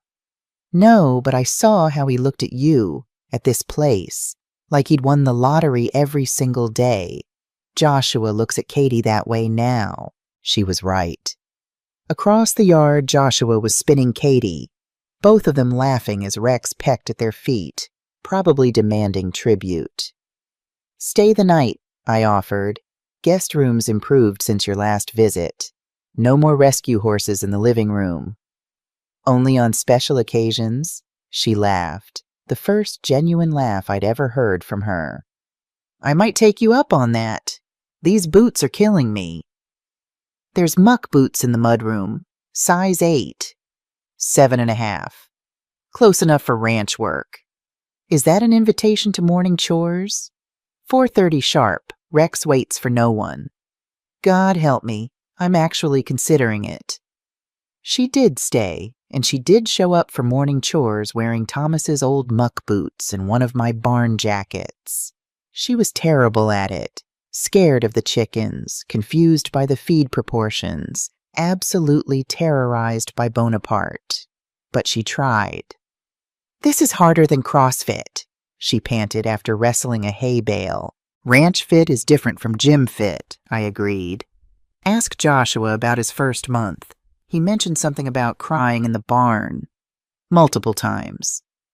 Character-building tears. As the sun rose over the mountains, painting everything gold, Eleanor stood transfixed. It's beautiful, she said softly. I mean, I saw it before, but I didn't really see it. That's the thing about ranch life, I said. It's too hard to appreciate if you're not doing the work. The beauty is earned, like respect. Exactly like respect. The newlyweds emerged from the house, sleepy but smiling. Katie already had her hand on her still flat stomach, protective and proud. Joshua looked at me with Thomas's eyes, full of plans and promises. Morning, Mom, he said. Ready for chores? Always, I said, and meant it. 4 generations would work this land, I realized. Thomas's dreams hadn't died. They'd just taken a detour through llama-induced chaos to find their way home. Oh, Joshua added casually, Bonaparte got out again. He's in the vegetable garden. Of course he is, I sighed, grabbing the llama halter. Some things never change, and on a ranch, that's oddly comforting. The mechanical bull stood silent in the morning light, covered in wedding flowers and bird droppings, a monument to the beautiful absurdity of forcing people to face exactly what they claimed to want. In the distance, Rex crowed, announcing another day of small disasters and smaller miracles. This was ranch life. Real, authentic, difficult, beautiful ranch life. And finally, my son was home. December arrived with a gentleness unusual for Montana, as if the weather itself knew we needed mercy. Katie was 8 months pregnant, moving like a ship in full sail, still insisting on checking the horses twice daily despite barely being able to see her feet. Joshua had transformed in ways that continued to surprise me. He'd taken over the ranch's financial management, discovering we'd been hemorrhaging money on feed costs and equipment rentals. Within 6 months, he'd renegotiated contracts, found better suppliers, and somehow increased our savings while improving operations. "It's just spreadsheets, Mom," he'd said when I expressed amazement. "But spreadsheets that smell like horse manure now." The nursery was ready. Thomas's office transformed with pale yellow walls and furniture Joshua built himself, having learned woodworking from YouTube and Big Jim Henderson. The crib was solid pine, sturdy enough for generations. Above it hung Thomas's favorite photo, the whole family at Joshua's college graduation, even Thomas's muddy boots visible at the edge of the frame. 3 days before the due date, I woke to find Joshua already in the kitchen at 3:03 a.m., fully dressed and pacing. "She's in labor," he said. "Wants to finish morning chores first." Of course she does. We found Katie in the barn, timing contractions while filling water buckets. Between contractions, she was lecturing Thunder about proper hoof care. "Hospital," Joshua said firmly. "After chores," Katie countered. "Katie, Thomas worked this ranch until the day he went into hospice," I said. "I can finish morning feeding." I saw the moment Joshua understood he'd married his father's spiritual daughter. The recognition was both beautiful and terrifying. We compromised. Katie supervised from a hay bale while Joshua and I did the work. Every contraction she'd grip the bale and breathe through it while Luna watched with concerned eyes. 5 minutes apart, I finally announced. "Hospital now." The drive to Billings took 2 hours on a good day. This wasn't a good day. Fresh snow had started falling, thick and fast. Joshua drove while Katie squeezed his hand so hard I heard knuckles crack. I sat in the back, calling the hospital, praying we'd make it. We almost didn't. 40 minutes from the hospital, Katie announced, "The baby's coming now." "Now?" Joshua's voice cracked like a teenager's. "Now." Joshua pulled over. We were in the middle of nowhere, snow falling heavily, cell service spotty. This was every ranch parent's nightmare, and somehow also perfectly fitting. "I've delivered hundreds of calves," Katie panted. "How different can it be?" "Very different," Joshua and I said simultaneously. But Katie was right about one thing. The baby wasn't waiting. With the confidence of someone who'd handled far worse situations with large animals, she talked us through it. Joshua caught his son in shaking hands just as the ambulance we'd managed to call arrived. Thomas Robert Anderson, 8 pounds, 3 ounces, born in a pickup truck during a snowstorm, already screaming his opinions about everything. "Just like his grandfather," I said, watching the baby's furious red face. Thomas came out arguing too. The EMTs took over, but the baby was perfect. Pink, loud, and absolutely perfect. Sarah was triumphant. Joshua was in shock. "Did we just deliver our baby on Highway 287? He asked. "We did," Katie confirmed. "Put it in the baby book. Location of birth, Ford F-150, mile marker 47. At the hospital, after everyone was checked and declared healthy, I held my grandson for the first time. He had Joshua's nose, Katie's chin, and Thomas's eyes, that particular shade of blue-green that changed with the light. "Hi, little one," I whispered. "Welcome to the chaos." He gripped my finger with surprising strength, as if already preparing for the work ahead. 2 days later, we brought him home to the ranch. The animals seemed to know something momentous had happened. Even Rex was subdued, pecking gently at the ground instead of attacking. Thunder whinnied softly when we passed, a greeting for the newest member of the herd. That first night, I found Joshua in the nursery at 2 a.m., not because the baby was crying, but because he was reading to him from Thomas's journal. March 15th, Joshua read quietly. "Helped birth a calf today. Difficult delivery, but mother and baby survived. Joshua called from Chicago. Closed a big deal. Sounded happy. Wish he could have seen the calf." There's something about watching life begin that puts everything in perspective. Maybe someday he'll understand. He would have loved this, I said from the doorway. A grandchild on the ranch. I wasted so much time, Mom. No, you took the long way home. Different thing entirely. Christmas came a week later, our first as a complete family in years. Katie's parents arrived from Wyoming, ranch people who immediately understood the rhythm of our life. Big Jim and Dolly Henderson stopped by with a handmade rocking horse. Frank and Miguel brought their families for Christmas dinner. And somehow Bonaparte got into the house. "How does he keep doing this?" Joshua demanded, trying to herd the llama away from the Christmas tree. "He's Bonaparte," I said, as if that explained everything. Which honestly it did. The baby watched the chaos from his bouncer, eyes wide and curious.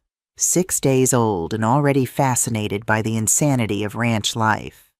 Katie's father, Robert, told stories about his own ranch childhood while Bonaparte investigated the presents. My mother always said babies born in barns or trucks were blessed with understanding animals. Old wives' tale, but you'd be surprised how often it proves true. After dinner, with everyone gathered and Bonaparte finally exiled to the porch, I stood to make a toast. Thomas always said the ranch wasn't about the land or the animals. It was about family, the one you're born into and the one you choose. This year, we chose to become the family he always believed we could be. I looked at Joshua holding his son while Katie leaned against him. It took mechanical bulls and rescue horses and a particularly vindictive rooster, but we made it home. "To Dad," Joshua said, raising his glass. "To Thomas," everyone echoed. Outside, snow began falling again, gentle this time. Through the window I could see the mechanical bull, now decorated with Christmas lights and a Santa hat. Someone, probably Frank, had added a sign. "Monument to Authenticity." That night, after everyone had gone home or to bed, I found myself in the barn with Thunder. He was getting old, moving slower, but still magnificent. "We did it, old friend," I told him. "We survived. We thrived. We brought them home." He nickered softly, pushing his great head against my shoulder. In the distance, a coyote howled. An owl answered.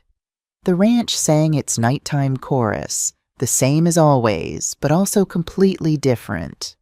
Because now it sang for 4 generations, past, present, and future. I thought about Thomas, about what he'd say if he could see us now. Probably something practical like, "Check the water heaters," or, "That baby needs warmer pajamas." But underneath would be pride, joy, the satisfaction of dreams not just preserved, but expanded. My phone buzzed. A text from Joshua. "Baby's first sunrise tomorrow. Want to join us?" "Always," I texted back. And I would. Every sunrise, every feeding, every small disaster and smaller miracle. Because that's what family does. That's what ranchers do. That's what love looks like when it's dressed in muck boots and carrying water buckets at 4:00 a.m. The mechanical bull stood silent in the snow, its purpose fulfilled. It had forced authenticity on those who needed it most. Now it could rest, a reminder that sometimes the best response to entitlement is creative justice served with a side of llama spit. 5 years from now, little Thomas would probably be riding Luna's successor. 10 years from now, he'd be fighting with Rex's offspring over egg collection. 20 years from now, who knew? Maybe he'd go to the city, chase dreams that had nothing to do with ranching. And that would be okay because he'd always know what home really meant. Not inheritance, but investment. Not ownership, but stewardship. Not ease, but worth. But tonight, on this quiet December evening, with snow falling and my family sleeping safely under one roof, I had everything Thomas and I had dreamed of, different than planned, harder than imagined, better than hoped. Tomorrow would bring its challenges: horses to feed, bills to pay, a baby to raise, a ranch to run. But also sunrise over mountains, coffee with my son, Katie's laughter, a grandchild's first smile, and the continued suspicious absence of Bonaparte from his pen. I walked back to the house, stopping to pat the mechanical bull's snow-covered head. "Thank you," I whispered to it, to the night, to Thomas's memory, to the universe that had conspired to teach my son through chaos what he couldn't learn through comfort. Inside, warmth and light and family waited. Outside, the ranch kept its eternal watch, demanding everything and giving back even more. This was my authentic life, hard-earned, fiercely protected, and finally fully shared. And it was perfect. What would you do if you were in my place? Have you ever been through something similar? Comment below.